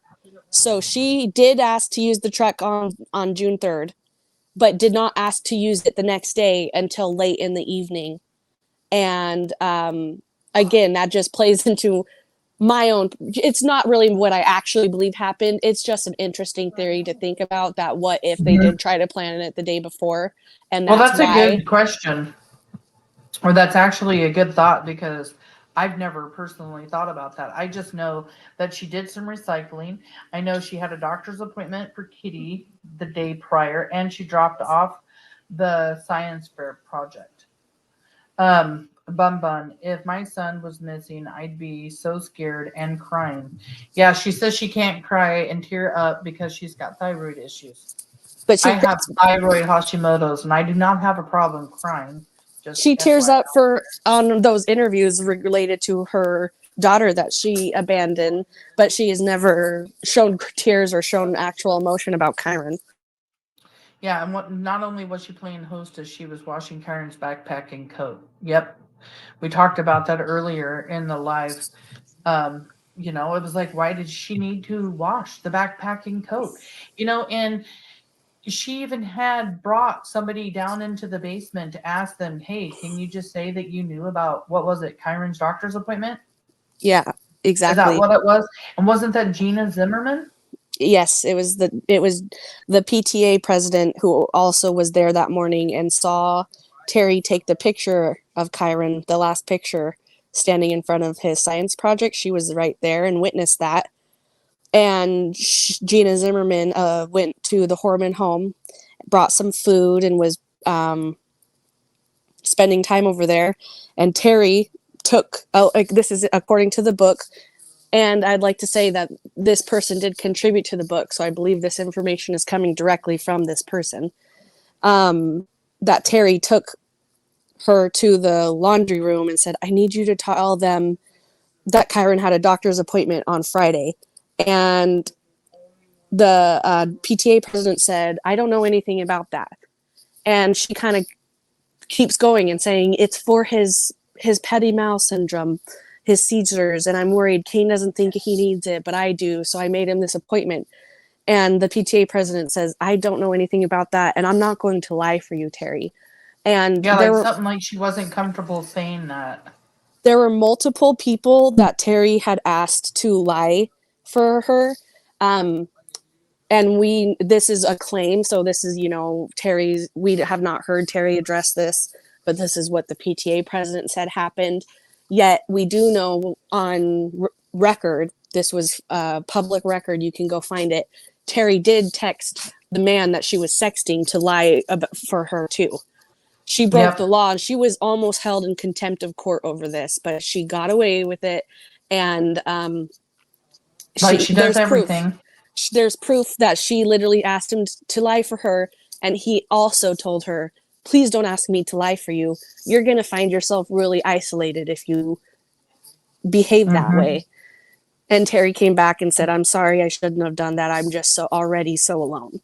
And so it's like, we know, we have proof that, yes, she has asked this person that to lie for her. So it's totally believable that she was asking other people to lie for her, like the PTA president.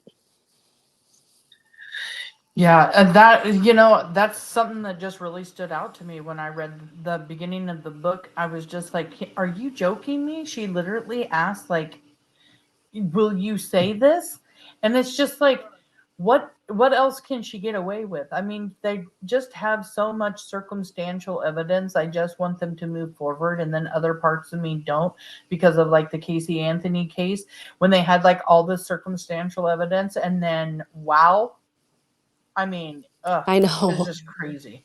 That is crazy. Which reminds me, everybody, Casey Anthony, I don't know if you guys saw her news show where she came out and said everything about her parents and her dad molesting her and all this and that. Tonight on ID Discovery, they had a show, and the parents of Casey Anthony take lie detector tests. I actually had to record it because I was doing the live, but I'm so excited to like watch it later. I want to watch it.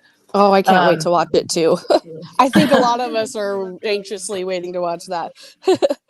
Thank you so much. My mom passed in 2013. It's been a while, but yeah, I had a difficult time with it this year. Susie says, does anyone know if Terri is still being represented by Stephen House? Someone said she didn't have him anymore because she has been hiding behind him all these years. Me and Kaylee have been wondering the same question, Susie. I mean, like, is this the reason why she came out and like started talking and being a part of this group and stuff? Is because she no longer has an attorney to say, no, don't do that. What are you doing? Why are you on Facebook? Why are you posting stuff? I know, I have definitely wondered, but I will say, without calling myself, which I've not tried or anything, I have really no way to know, except on the HLN Real Life Nightmares, Samantha, did it say that he tried to reach out to her or that they tried to reach out to Stephen House and he did not make her available? Because that is the only thing that I can think of from 2020 where he said that he didn't like say, oh, I'm not her attorney anymore, but he said that Terri Horman's not going to do an interview. I'm actually not sure. I can't remember. I put up so many of those that I can't keep up, and I had to listen to each one over and over and over and over and over again to put the TikToks together. Right. So you're my like, mind oh my ended up gosh. being like one great big ball of whoa. I will say though, this is just a personal observation. Stephen House is getting up there in age. I can't believe this guy's still a practicing attorney. He's like 78, 77. Like, that's dedication, man. I mean, yeah, maybe he isn't anymore. Who knows? Who knows? Have been I don't know. wondering it though, because for some reason something in Terri's life changed, and she decided to start, getting on her Facebook and messaging and putting pictures up of Kyron and everything else. Like, it's going to help 13 years later. Maybe it will. Any awareness helps. But I'm just saying, it's almost like she just needed and wanted attention because things have been too quiet for her or something for years. And then the only couple of things that we have left to talk about with Dee Dede is in 2012, she does a deposition for the civil lawsuit against Terri that was done by Desiree Young on October 5th, 2012. And in that deposition, Dee Dede invoked her Fifth Amendment rights against self-incrimination on 142 questions. She was happy to answer questions about her work and other details related to the case, but she pled the Fifth. when asked anything about her relationship with Terri, her knowledge of Kyron, or any of the activities of the day that he disappeared. Simple questions, even as, did you know Kyron? And a lot of people go crazy about the deposition thing, but I mean, like, she did that to protect herself. Yeah, from future lawsuits and future, they can use your words against you, and she was under oath. So if she was ever caught lying, I mean, they could get her for perjury at the very least. So Yeah. her attorney probably advised her, once you start pleading the fifth, don't stop. That's what I'm imagining happened. But still, it doesn't sit right with people when you know, like, Right. do you have incriminating information or not? They Right. don't. I believe she just she didn't know what they knew. So I have to just plead the fifth completely, because I'm not going to incriminate myself under any circumstance. And then in 2013, Dee Spicer was called before the grand jury. This is the second time she was called before the grand jury. In 2010, she was, but the prosecutors never asked her anything. She couldn't plead her Fifth Amendment rights, as she had Rosenthal depose her. Dee told the author of blog called Blink on Crime, the interview was later corroborated by KGW, that she had not only testified before the grand jury, but was also passed a polygraph, and that she was given an immunity deal with the prosecutors. Dee told the blog that she didn't know anything about Kyron, had not spoken to Terri, and did not think Terri was involved in Kyron's disappearance. The article also said the investigators had talked to her about participating in a sting on Terri Horman, and Dee declined. Dee said she had been cleared by law enforcement. Desiree just shook her head in disbelief when she heard the news. She did not consider Dee cleared. And FYI, Dee was never cleared publicly, and her attorney even asked the prosecutors or who they needed to ask to, like, publicly clear her. Still don't know what that immunity deal was. There has been rumor that it was because she was collecting unemployment during the time of her employment working at Westwind Farms, and that she was collecting money, and that it was fraud. But I mean, like, if you collect money, all you're going to have to do is end up paying the unemployment back. That's all you're going to have to do, pay the money back. And every time you claim unemployment, they'll take it right out of that unemployment check until it's paid for. It's not something you're going to go to prison for years and years and years. I mean, unless you've been, like, doing this to the system for God knows how long, you're not Right. going to get in that much trouble. So I just don't see them giving her an immunity deal for that. I actually think, and this is what I think, this is my opinion, what I think happened.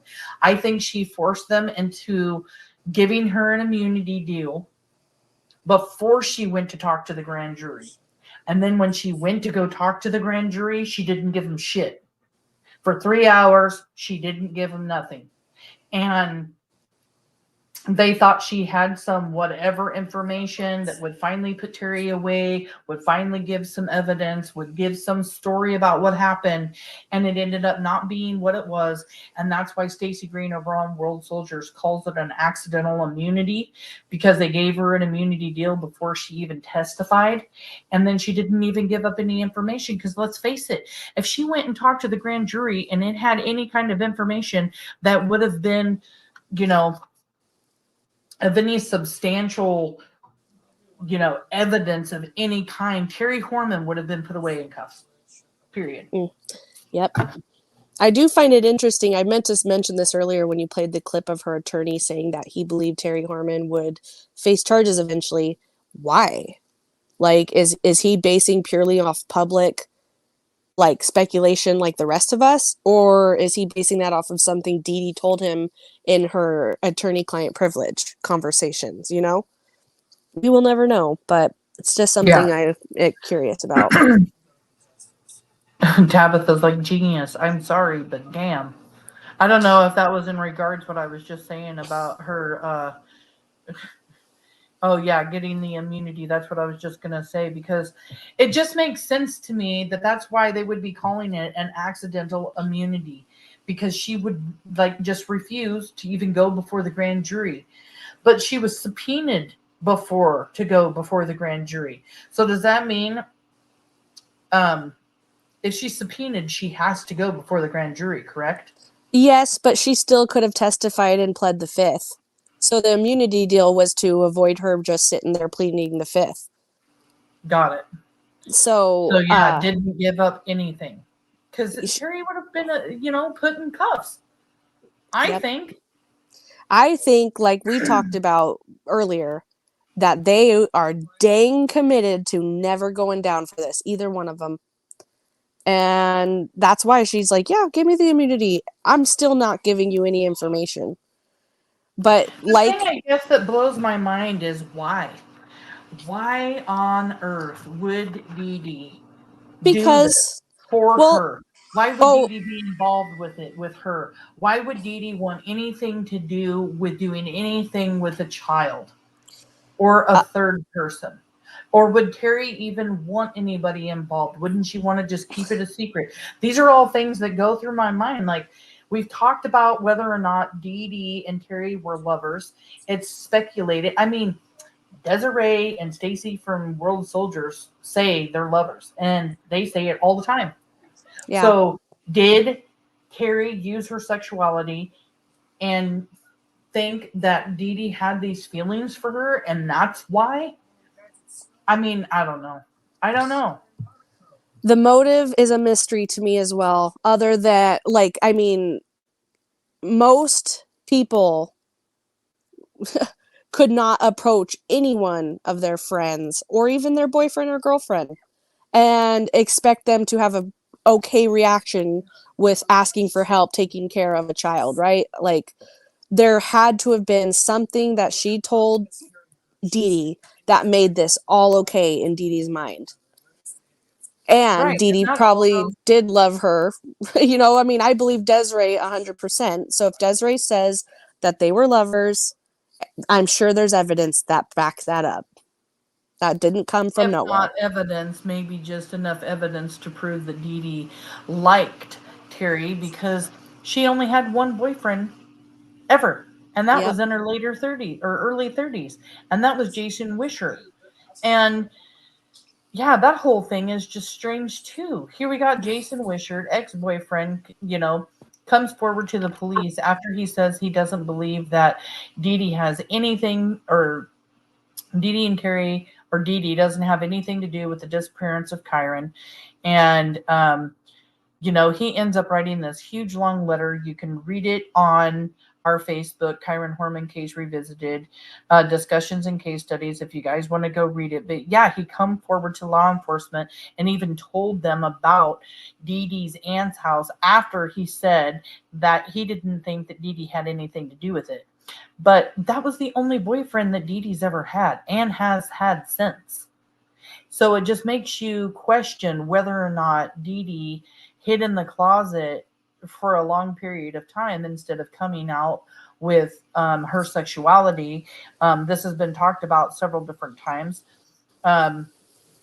Also, Stacy Green at the Kyron Horman World Soldiers also says that not only were they lovers, Terri and Dee Dee, but that Terri, Dee Dee, and Kane either did have threesomes or wanted to have a threesome or something like that. There was something also where Kane I thought the threesome thing came from Blink on Crime. I didn't know Stacy said any of that. Yeah, Really? Stacy said that that there was some kind of, I can't remember exactly what the details are, but yeah, that there was some kind of threesome planned or it happened, I'm not quite sure, between Kane, Terri, and Dee Dee.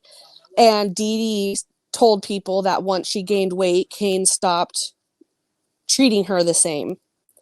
Yeah. Wow.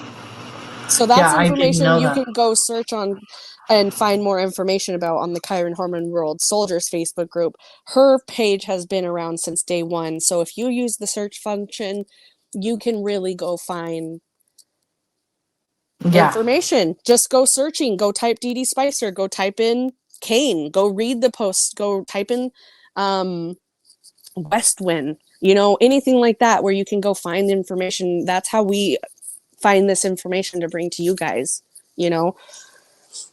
Well, we do research everywhere, but she is a good place to go Yeah. to look for information. And Bun Bun says maybe Terri threatened her. I don't know. Maybe Terri did. Maybe Terri knew that, knew her sexuality or something and threatened her that way. I thought that Dee Dee's parents were like kind of spiritual people, and that was just like not something that you did.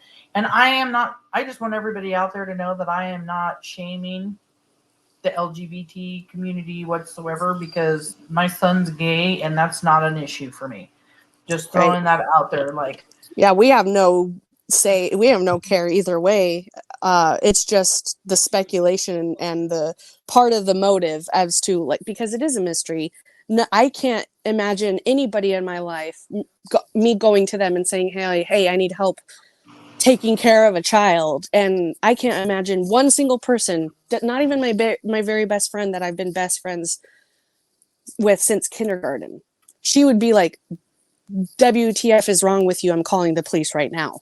So you have to question what was the motive or what kind of dynamic was between Terri and Dee Dee. Terri also came out in the open at one point and said that she said that she walked in and that Kyron was on top of his baby sister. Yeah. And a lot of people have wondered, like, okay, if that was true, did she just end up hating Kyron after that? Desiree Young says she has never heard of that.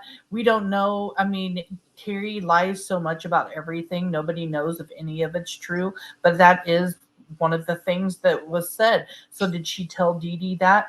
And did she just, hate her son for it, and they decide that that's what they're going to do to him as a punishment? I mean, I don't know. It just doesn't even make sense. Yeah, that's the part where I get hard. The lover thing makes more sense to me than anything. Is just that Dee Dee loved her and would do anything for her. Yep. Maybe there were promises of, if you help me get rid of Kane and you help me get rid of Kyron, me and you can be together and raise the baby. Yeah, who knows? Promises of a future love affair or something. I don't know. Zane Lily, why would Dee Dee need immunity if Terri and Dee Dee weren't involved? Exactly. Yeah. Some kind of deal went down, that's for sure. And that's how I feel. Like, she knows something, and there's no way. I mean, if I was an innocent person, accepting immunity just it's like me admitting, almost, not like outwardly, I'm not saying I'm guilty, but it's acknowledging that in some way, shape, or form, the information I'm about to give you can make me look guilty. And if I'm innocent, there should be nothing coming out of my mouth that does that. Yeah, it just doesn't make sense. I mean, this is the most frustrating part. The most frustrating parts for me are, why would she do this with Dee Dee? Why would Dee Dee do this with Terri? If there was a third person, why would you want to have so many people involved? People talk, people say things. You could be scared somebody's going to throw you under the bus, tell people what you did. That's why you don't bring in a lot of people when you're doing something like this in a crime. So you have all of those things. And then I believe that it was also planned. And if it was planned, I believe it was planned right around the time that James that Terri kicked James out of the house. And because right after that is when she goes to talk to Rudy Sanchez to get Rudy Sanchez allegedly to kill Kane. So I think that was like their start and their beginning of the end there, of just like planning everything out. And yeah, the other thing that's always frustrated me was, how did it go down? How was were they together? Did they do this together during this time frame? Like they did whatever together and then Dee Dee finished everything else. Or, was it pre-prepped when she had the truck the day before to do whatever they were going to do on the 4th? Did she and Dee Dee meet up somewhere? Did she pick Dee Dee up? Did Dee Dee end up borrowing somebody's vehicle because she left her vehicle at Westwind Farms? Or did, she walk down and have a car parked at that parking lot that's right around the corner from Old Germantown Road? Yeah, there's just so many different things. You're muted, by the way, Kaylee. I don't know if you knew. Thank you. But yeah, I mean, those are the two most frustrating things. How did they get together? And then why did they do it? And in this planning situation, like, I believe burner phones were involved almost the entire time that they were planning. I think James had to be gone because he was older and would understand phone calls, people coming and going or whatever, might accidentally hear something, so he couldn't be around. Well, we know that early on into Kyron's disappearance, he came home to the Horman home and stayed there for a while.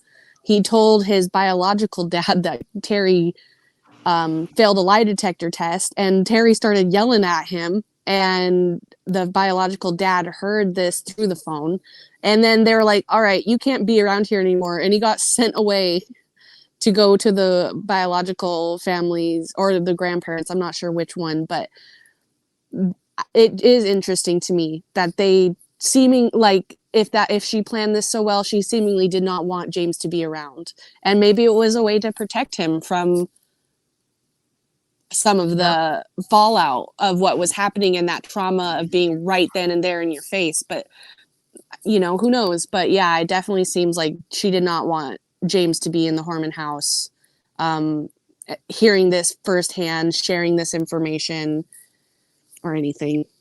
Yeah. And then we have Bun Bun. I find that strange that a landscaper, she said, asked him to kill Kane. Why would he make that up? Exactly. Why would he make it up? Why would he throw himself under the bus?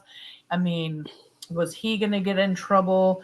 Was he involved, and did he think he was going to get in trouble? So he wanted to make up and create something. After reading all the documents and everything, I just felt like he was being really truthful. Some people say it couldn't have happened. He didn't speak very good English, and she didn't speak very good Spanish. Well, she writes Spanish. And not with just the owl reader or your thing from Facebook that you can use to write out the language. There's actually pictures of her on Instagram writing Spanish on a card for her husband. And then Rudy Sanchez, we already know, can speak English. He has videos out there on his Facebook of him speaking English. Yep, exactly. And again, I like to point out, Blink on Crime, who got her information from Terri, confirmed that yes, Terri did go out to lunch with the landscaper with her daughter in tow, that's where the landscaper said this conversation happened. So Blink on Crime did confirm that, and I'm thinking Terri told her, yeah, we did go out to eat, but this conversation never happened. They had a relationship more than just a landscaper professional relationship. In court documents under oath, Kane's attorney said that the police told her she was also sexting the landscaper. And then we find out that she was going out to lunch with him and stuff. It sounds to me like she was using and charming people into liking her and developing feelings for her, and using that to her advantage to try to take advantage of situations or get them to believe her and do certain things for her. Because he came forward and said that we went out to lunch and she said, I need my husband to be taken care of. And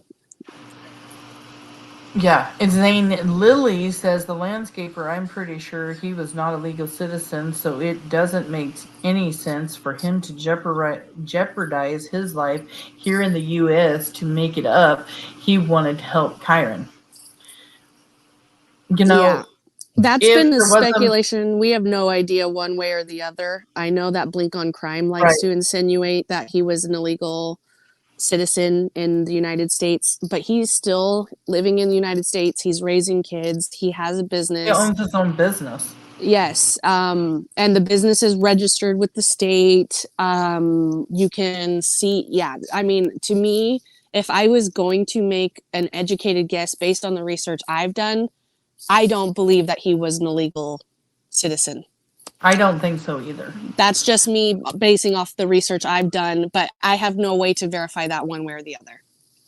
Yep, me neither. But I do. That's what I believe. And he owned the business in 2010 too. I don't even know if you can own a business in the U.S. unless you're a U.S. citizen.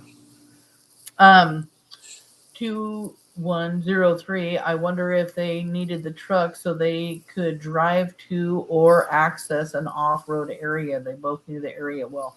That's been in the speculation as well. If that's why she needed to, the truck. There's also been speculation about Dee Dee's brother having a truck that looked just like Kane's that he got. And whether or not Dee Dee had borrowed the truck, whether or not her family is covering that up for her in some way, shape, or form. There's just so much in this case, you guys, and we want to put as much pressure on Dee Dee as we do Terri, because we believe that in some way, shape, or form, Dee Spicer has some kind of involvement in Kyron's disappearance. She knows something. She has knowledge of something. Mm-hmm. And it's just really important, if anybody knows anything about Kyron Horman, he came up missing on June 4th, 2010 from Portland, Oregon at his school and the school science fair. The last known person to see Kyron was Terri Horman. If you have any information, please call the tip line. The telephone number for that is 503-988-0560. We get so involved putting these lives together and stuff. I realized today, I normally don't show as flyer, and I need to start doing that. So yeah, this is that's a good picture idea. of Kyron. This is also the updated picture of Kyron that National Center for Missing and Exploited Children. You can also call them at 1-800-THE-LOST, or you can contact your local FBI. If you're in the area and you saw Kane's truck in the area, if you saw Terri Horman or Dee Spicer in the area doing anything, passing things from one truck to another, like Desiree said, that was off of Germantown Road. Truck was seen off of Newberry Road, Rocky Point Road, Logie Road, Springville Road, Skyline Road, Old Germantown Road, and then you have Embry Road and Walker Road where the Fred Meyers were. If you see anything at all, call those tip lines. And then for most of you that are on the Facebook group, you guys know that we have started advocating for a new child. His name is Michael Vaughn. Michael Vaughn came up missing on July 27th of 2021. He was abducted. There are 4 suspects in this case, and their names are Stacy and Sarah Wandra, Brandon Shirtliff, and Adrian Lucian. If you have any information about Michael Monkey Vaughn, please contact the Fruitland Police Department at 208-642-6006. This has been an awesome live with all of our awesome members, our Facebook group members, our subscribers here on the YouTube channel. you guys being so engaging in the comments. I feel like that was half the live. It feels like we were all sitting in a living room talking, or on a speakerphone, like Samantha Right? and I, our phone calls. You know, it just is awesome to have the engagement and you guys asking questions, and helping to keep the relevant information, you know, out there. It really, really means a lot that you all joined us tonight, and it was a really fun live. If you're not subscribed yet, please subscribe. If you're in any missing people's group, share Kyron's flyer, shares Michael Vaughn's flyer in those missing persons group. Just keep spreading awareness. It all makes a difference. We are all making a difference for Kyron and his family, and I'm so proud of this community. Yes, and if you guys, yeah, if you guys hear any rumors and you know the truth, tell people, hey, man, this is a rumor. This is what the truth is. Correct those rumors. There are so many rumors that have been going around for 13 years in this case, all spread by a particular blogger. And yes, so if you, you know, can correct that, please do. It's really important. It makes a difference. When Samantha and we dedicated ourselves to debunking these rumors that misled us for a long time, and I know have misled countless other people, probably hundreds, maybe thousands of people. It's important. I mean, Kyron deserves truth. Kyron deserves justice, and we can't be putting up these baseless rumors out there, especially when we can verify for dang sure that they are untrue. So again, that means a lot to us to have you on our team and help out with that, because that's something, Samantha, I've been working on for a long time, and it actually feels like it's working. So yeah, that feels really good to see. Yeah, and I mean, if you guys ever have any questions, come over to our Facebook and, you know, ask the questions. It's Kyron Horman Case Revisited Discussions and Case Studies. We're also Kyron Horman Case Revisited on TikTok, Kyron Horman Case Revisited on YouTube, Kyron Horman Case Revisited on Reddit. We're on Instagram now. We have pretty much tried to put Kyron on every platform out there. Like I said at the beginning of the live, we had one of our TikToks go viral with a 1.3 million views on just one of Kyron's stories. Just one. Amazing. And that doesn't even count the hundreds of thousands of other views on the rest of his videos that have now gone viral. So we're really proud of that. Absolutely. And we couldn't do it without we could never do that without the people in the community alongside us. So I just appreciate everybody. Yeah, me too. Thank you guys for coming out. Kaylia, thank you so much for being on. I know you weren't sure if you were going to be able to because you hurt yourself at your grandma's, but I'm really glad you were here. I'm glad to. I took an extra strength Tylenol, and I feel fine. So let's hope tomorrow is just as good. Good, I hope so. All right, everybody. It was nice talking with everyone. Thank you guys for being here. We're going to go ahead and end. Have a great new year. Let's bring some justice to all these kids. Yep. Take care. Bye.